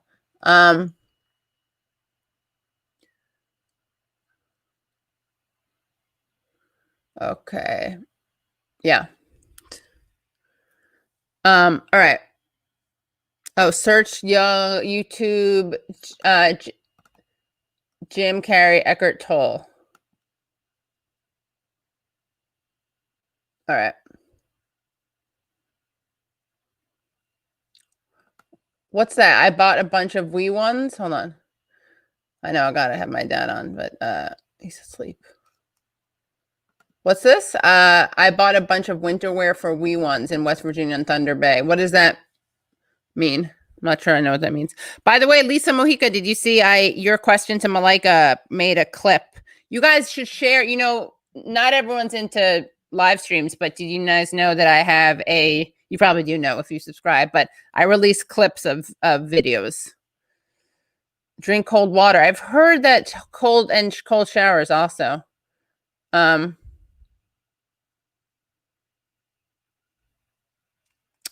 That's so nice. Okay, hold on. Let's see. Where is this nice comment? Katie. Thank you so much for everything you do. This has made my quarantine feel less lonely, especially since having to leave university and my friends. Yeah, that's kind of one of the things I want to do. Like I didn't start out. I want to come onto YouTube because I like video. But I didn't think that it was that. Then I guess the pandemic provided a need or an opportunity for more of like a hangout. So it's not just video stuff. It's also a community. Tara Brock is so good. I really want to try to have her on.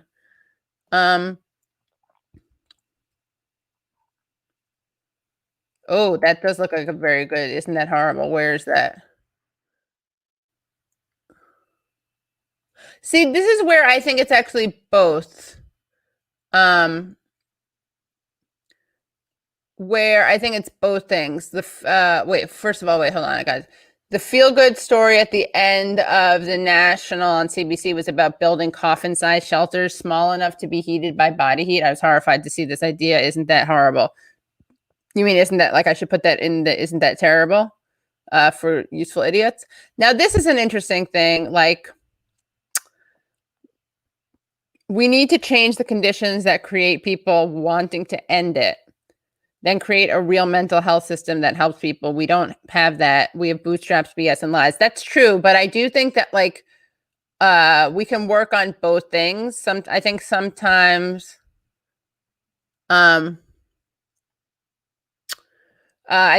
people think like, oh, we have to change society, and it's like you can't fix it with just like one-on-one therapy or meds or something. You can do both because we have the society we have. And actually, something important that Tara Brock says is like, you can't be a good activist if you're totally burnt out. You wanted to watch that clip with my uncle last week. Did you find it? Because if not, I can put the link. I'm actually going to release a shorter cut of it. Katie, you can trace the email through the YouTube account. Saw Hassan do it. Oh, okay. For what? Let's see. For mutual aid, I see. For mutual aid, I bought winter clothes and sent them to charities. I see. I contact West Virginia and Thunder Bay kids winter wear. Oh yeah.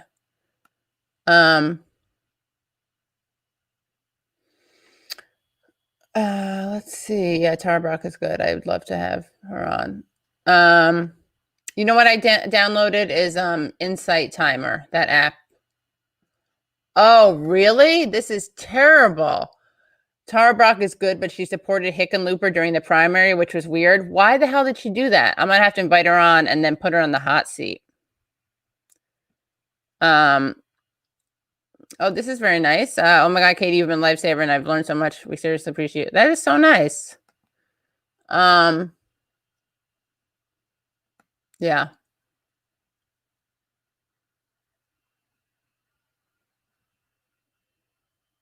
Biden is going to put neocons in. All right. Well, the only thing I would think that Twitch would be good for is, yeah, this is well said. Transformation is both about the individual and the collective. The thing that I thought that Twitch maybe would be good for would be, I will have my father back on. The thing I thought Twitch would be good for is, I guess that you can now watch Amazon movies or something, and which would be fun to do because that's exactly what Twitch is made for. All right, I'm gonna go to sleep. Yeah, charity is not mutual aid. Mutual aid is much better. Yes, Eugene Purrier, good idea. I've had him on, but you want me to have him on just like on a one-on-one, or you want me to have him on to talk about that thing in particular? No, but okay, but here's the thing with Amazon is like you don't have the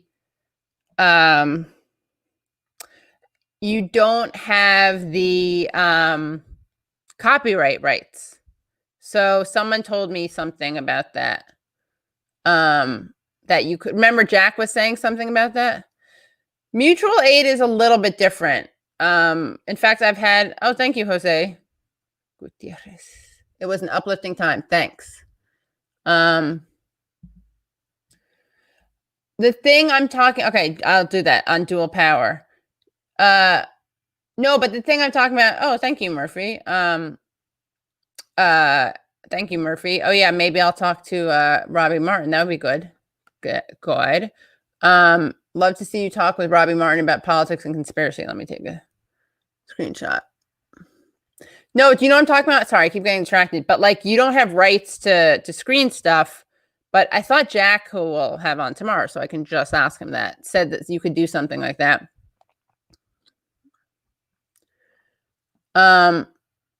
Well, it's not just charity, because the people who do that, who do mutual aid, and I'll have to have Dean Spade on it again, they're not like linking it to any. It's funny. It's like there are two things. Like charity is in the middle, I think, of mutual aid and governmental government policies, which obviously we want. And that's what like Sanders is fighting for. But it's funny. Mutual aid is almost like the equivalent of therapy that I was saying before. It's like, yes, we need a better society, and we need structures in place, and we need Medicare for all so that people can even see, access healthcare. And so mutual aid is also like, yes, of course we need Medicare for all and all these things. But in the meantime, we can also be fighting to provide people with things. Because the problem with charity is that it sees what our rights as privileges, and that mutual aid doesn't do that. Mutual aid also, the whole idea of mutual is it makes it like horizontal. It's not like you're giving things to others who are below you or less powerful than you. That's the point of it. And it, of course, rejects a lot of the neoliberal ideology of charity. And charity, unlike mutual aid, charity can undermine struggles. I don't think mutual aid does that. Mutual aid is very much like based in reciprocal exchange, and also it's has a just different very different framing. I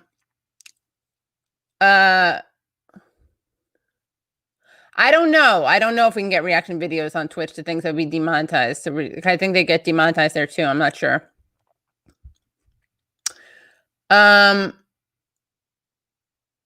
Oh, so yeah, this is not my podcast. Westwood One is working on distribution with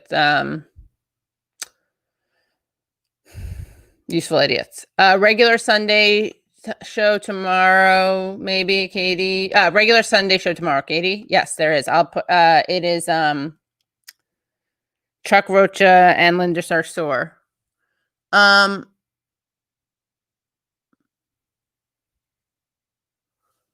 Yeah.